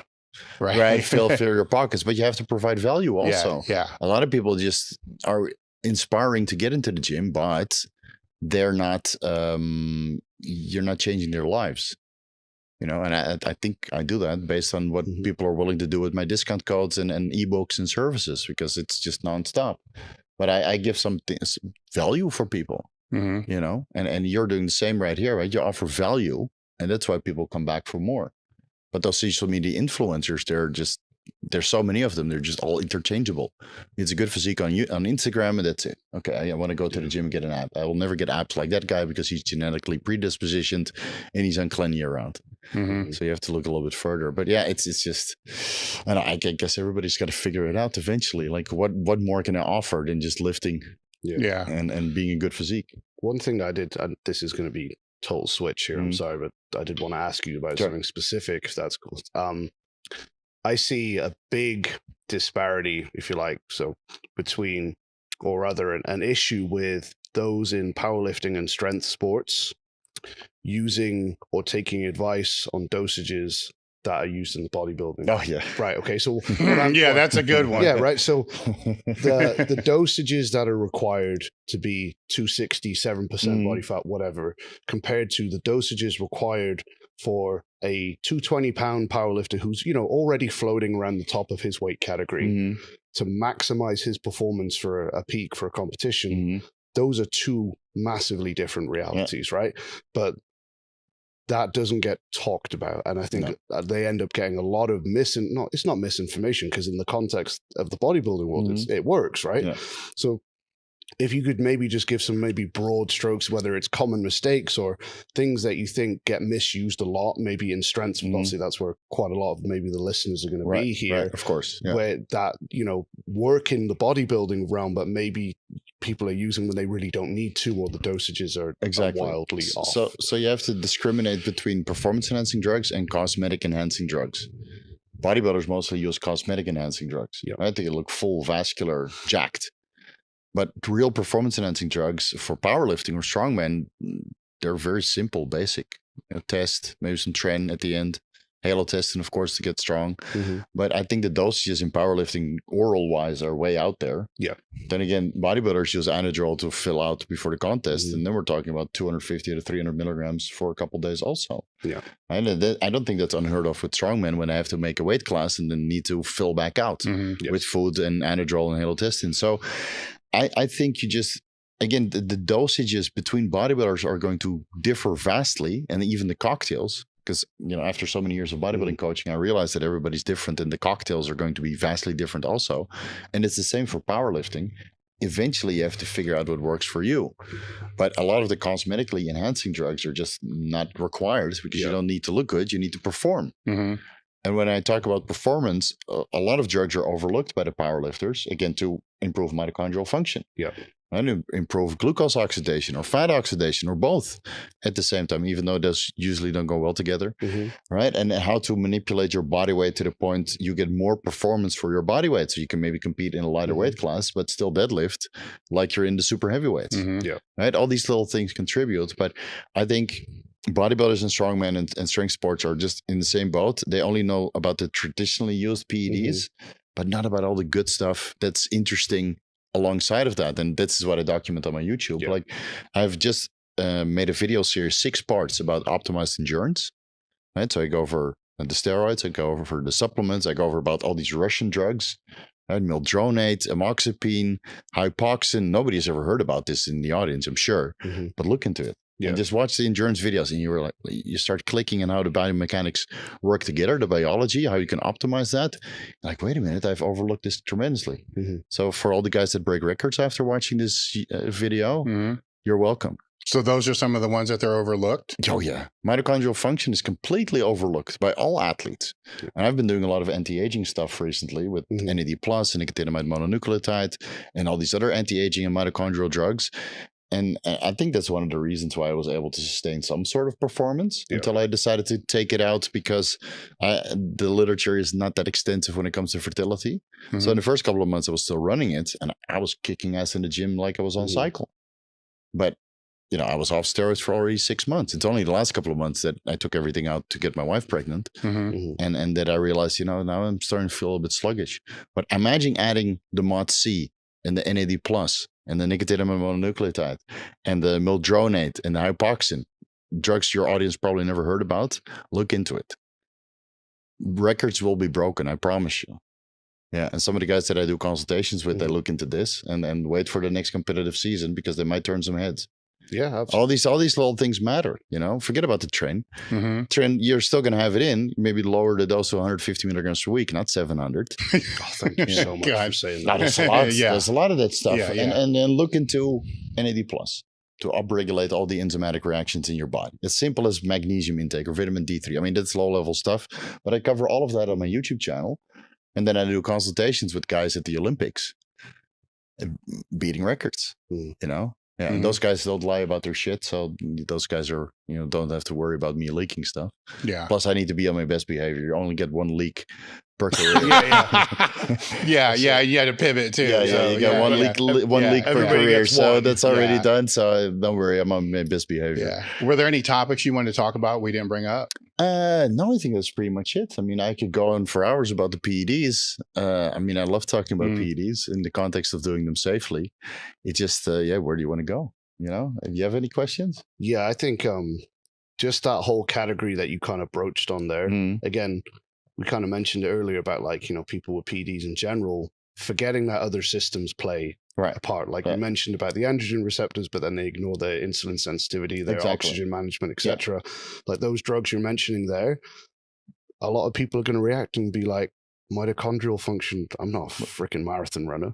Right. But what if your maximum recoverable volume was 20% higher? It is. Which is the type of thing that will achieve, right? Yeah, your nutrient partitioning, your overall recovery, your sleep quality. I mean, the sleep quality that you get from NAD+ levels increasing, it's so substantial. It's such a big difference.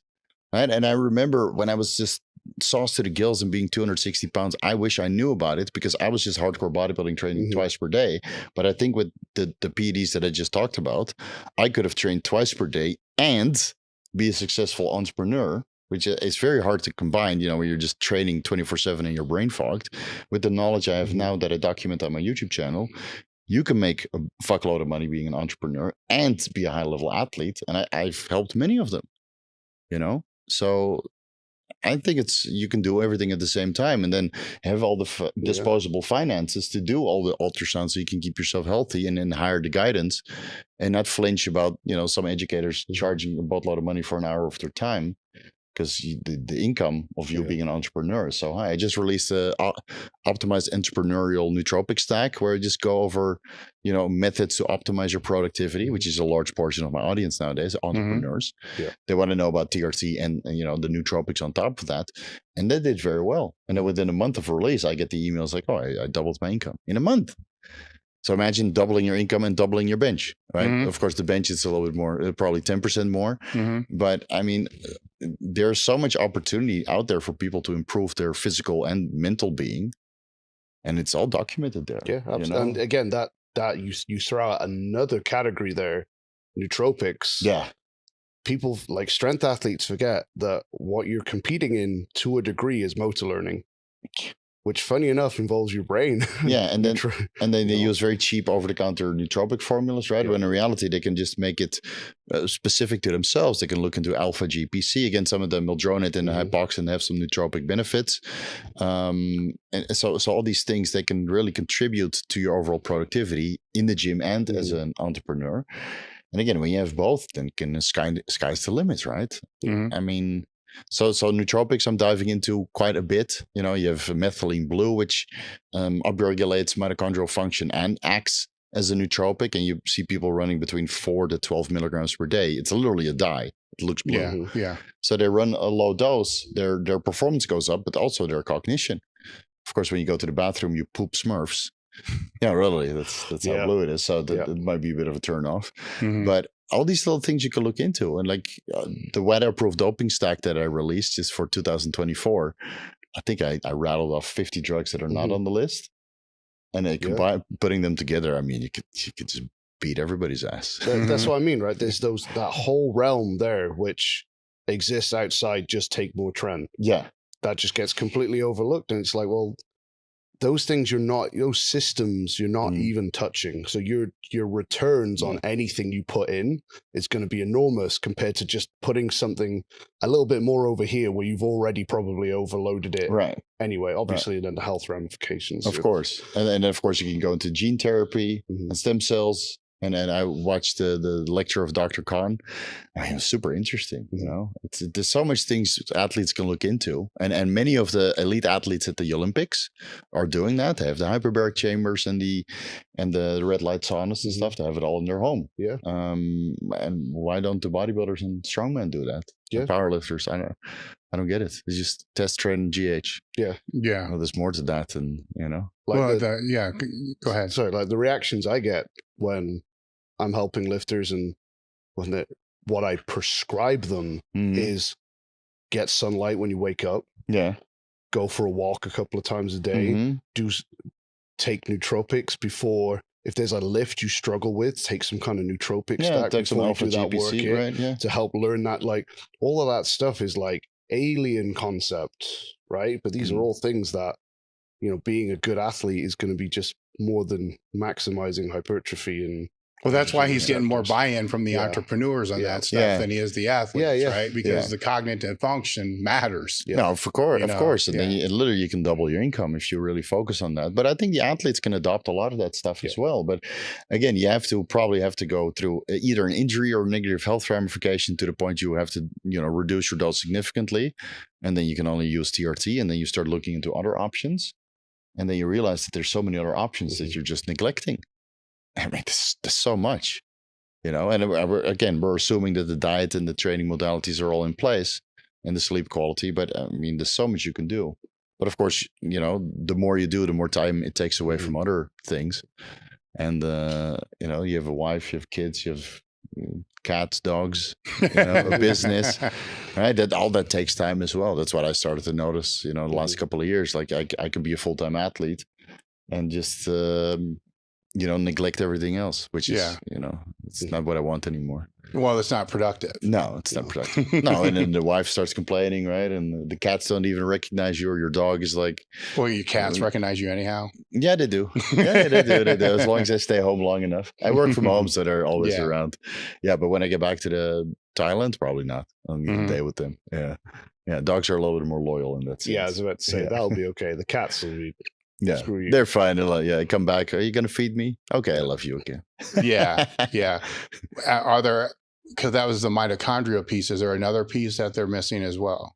I mean, optimizing digestion, optimizing nutrient partitioning with thyroid and insulin. And I mean, there's so much you can look into, you know, but I think mitochondria is the biggest one that's overlooked in our field. And that's why I was happy that Luke, what was his last name?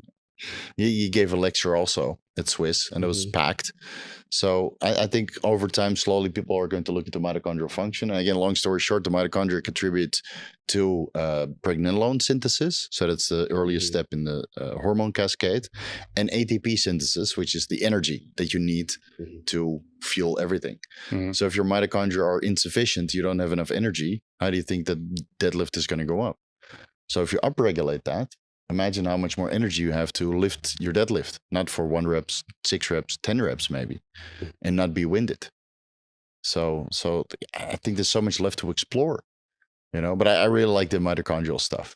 Yeah, I think it's, and then, you know, the enzymatic reactions with nicotinamide, adenine dinucleotide. Yeah, there's a lot of stuff on the table, but of course it's very expensive also. Anti-aging stuff is very expensive. So I made a mitochondrial support stack video, and I came to the conclusion that it would be about $2,000 per week. Oh God! If you really want to, if you really want to do everything, Wow. Yeah. But you can get started for $200 a month. You know. But if you really like, I explore all options because I know some people in my audience are just loaded. They make $20 million a month, so they can do $2,000 a month on anti-aging stuff, and so I make content for them. And as well, so I just made phases like, if you want the cheapest option, this is the protocol. If you want the intermediate option, this is the protocol, right? And of course, with timestamps, like we mentioned earlier, they skip all the 1 hour educational content and go straight to the protocol. Oh yeah, right to the protocol. Oh my god!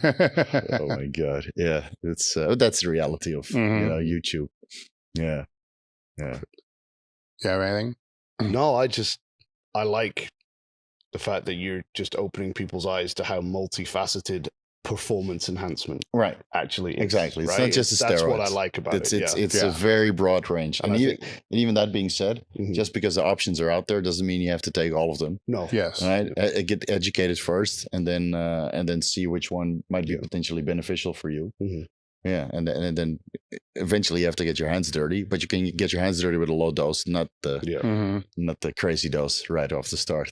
Yeah. But that for me would be the takeaway from all of this, is just that there's more to performance enhancement than people think. More systems at play, a lot more interactions than people think. And if you really want to be the best that you can't neglect or just ignore all those other systems just because it's easier to understand that one than this one, or whatever. And it's all for free on my YouTube channel. All for free. Right? The personalized advice, you have to send me an email and schedule a call. But most of the stuff, right? The stuff to get started and get educated, it's all there. All you have to do is sit through the videos, which might be 45 minutes. Yeah. Sometimes. Now with the lifting community, what would be the biggest mistakes you see them all doing now? Patience and education. Yeah, it's of course that covers everything. But I think people just hammer the androgen receptor and not look into the other aspects. You can literally bring your dose down by half or 1/3 if you optimize the other pathways and get so much more out of it, and not deal with your high blood pressure, not turn purple, not shit blood. Right? I mean, hemorrhoids. I mean, I've had plenty of guys that have hemorrhoids from heavy squats. You know, I mean, it's not talked about, but it's present. You're like, why is your D-dimer so high? Do you have, are you sick? Did you get, well, let's not go there. You get demonetized, but so the D-dimer is high and they're not bleeding anywhere. And then after 30 minutes of talking, they're shitting to their butt cheeks because their blood pressure is so high. From lifting. So all these little things, right? If you bring the dose down, you don't have to worry about that. And you can optimize your performance with so many other stuff, and many of which you can just buy anywhere. They're legal. They're over the counter. So look into the over the counter stuff is what I think that's important what you said right there, because it's over the past few years, mitigating side effects has been the conversation, right? So the blood pressure's high. So just take blood pressure meds. Yeah. Right, where there's this option here that would be better. Take some magnesium. Yeah. Take some magnesium. And the amount of athletes that are magnesium deficient, it's astounding. Yeah, and then well, magnesium, it's over-the-counter supplement, can't work. I go with the medication, but you only need the medication when you can't mitigate the blood pressure with other methods. You know, maybe your sodium intake is inconsistent. Maybe your magnesium intake is too low. Maybe your vitamin K and D3 levels are not sufficient. Maybe you just need to walk a little bit more, you know, not take the car to 7-Eleven every night. So all these little things you can do. That's why Stan Everything's talk is always so interesting, because he talks about the low-hanging fruit and really hammers it into the athletes. And that being said, I still get plenty of blood work consultations where you see the blood work and like, hey, you're deficient in vitamin D, deficient in magnesium. What about blood pressure medication? Try the magnesium first. Yeah. Right? Maybe 1,000 milligrams per day. It's a high dose. You might get some diarrhea in the beginning, but once you start absorbing it and your performance goes up and your skeletal muscle contractions improves and your arteries dilate, they relax. That's what magnesium does. It relaxes and dilates the blood vessels. Now your blood pressure is in range. Magnesium over the counter. You can buy it on Amazon and it delivers the next day. Yeah. You know, but what about Cialis? Okay, put the Cialis in if you want to, you know, have fun in the bedroom. It's fine. What about the telmisartan? You maybe don't even need it. Magnesium is way cheaper. Yeah. You know, but then if you can't control your blood pressure during strenuous lift, you might still need a little bit of telmisartan or another angiotensin receptor blocker. But that comes later. Yeah. All right. Comes later. That's not option A. No. One. Well, that's what I'm saying with the mitigation that's been that's the option they're going to. Yeah, which is annoying to me. Which is annoying because everybody talk about blood pressure medication now, and I'm like, dude, the low hanging fruit is magnesium. It's cheap. It's everywhere. Stop and cut the crap. You know. Yeah, but it's a performance enhancing drug because it stimulates the PPAR receptors. No, it doesn't. Yeah, but you don't have to do blood donations anymore because it keeps your hematocrit in range. No, it doesn't. So people rattle off through the scientific evidence, which could potentially be possible, but on athletes it hasn't been investigated. Most of this evidence comes from in vitro studies or animal studies. Yeah. So again, that's the problem with educators in our space. They just read studies and think it's going to play out. Like an animal study is going to work on athletes. Yeah, good luck. Yeah. But good luck with that. But this abstract said. Yeah. Yeah, blow me. Yeah. No, that's a huge issue nowadays. So ideally, you know, for the guys out there, at least listen to somebody who's been in the field and worked with athletes for decades. Yeah. Because when I talk to, you know, the doctors that also coach athletes, they're like, yeah, you know, there's more ways to skin the cat. And in most cases, it's just as simple as magnesium or vitamin D3. Yeah, sleep apnea, get a CPAP. No, maybe vitamin D3 can also help. Yeah. You know, but athletes would probably need a CPAP machine. Yeah.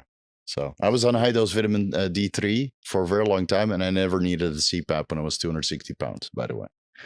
Really? Yeah. So maybe I wasn't heavy enough.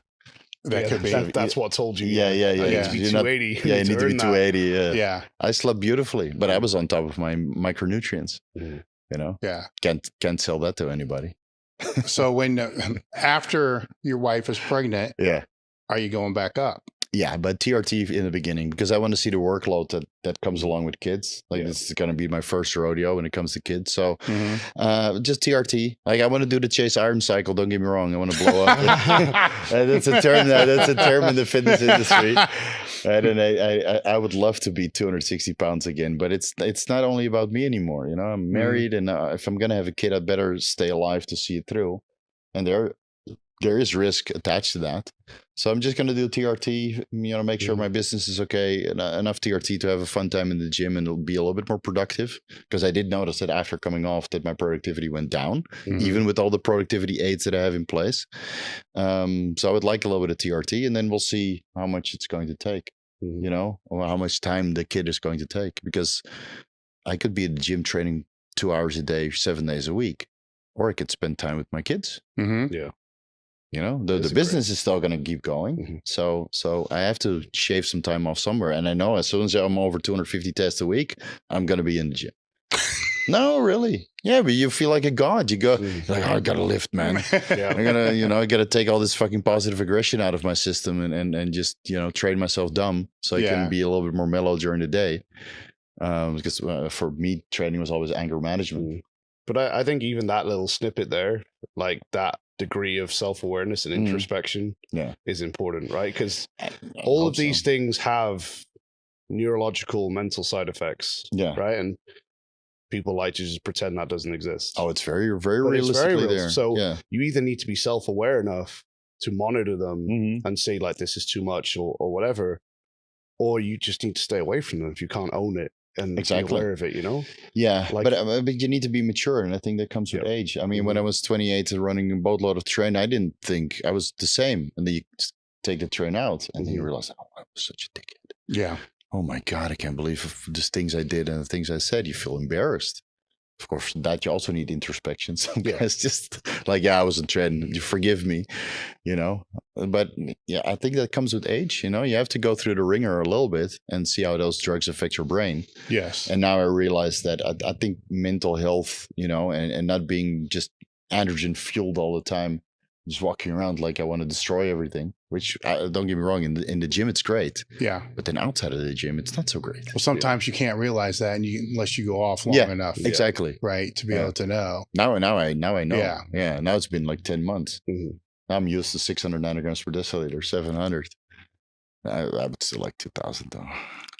Yeah, I mean it's your life. If only you could swap to 2,000 when you walk in the gym, right? Just flip the switch up. 2,000. That would be ideal. Oh man, that would be ideal if you can just be like 2,000 nanograms per deciliter in the gym and then just go home and be gone. But even if you go the testosterone suspension route, it's not something you can. There's still an after bleeding effect, basically. You know, and all the conversion, aromatization into estrogen, even with an aromatase inhibitor. So no, I'm just gonna. I mean, I've been doing this since I was 15. I'm 40 now, so that's 25 years in the gym. And you know, I realized that I don't have to be jacked to make money and have a voice in the fitness industry. It helps, don't get me wrong, but I don't need to be super jacked anymore. So TRT a little bit more, maybe one AMPA test a week, and then some growth hormone, some small experiments for cognition, and I guess that's it. And then we'll see if the kids how much time that takes. You know, And I want to do this childhood thing of my next generation right. So I got all of the crazy shit out of my system before that's why we're having kids late. Yeah. All right. My wife competed many, many years and she wanted to get that done. So she competed 17 times, never placed out of the top 3. And we were very conservative what we did with her because she was subject to drug testing. And she's beautifully healthy. So we got all that selfish stuff out of the way. Now it's time to raise another.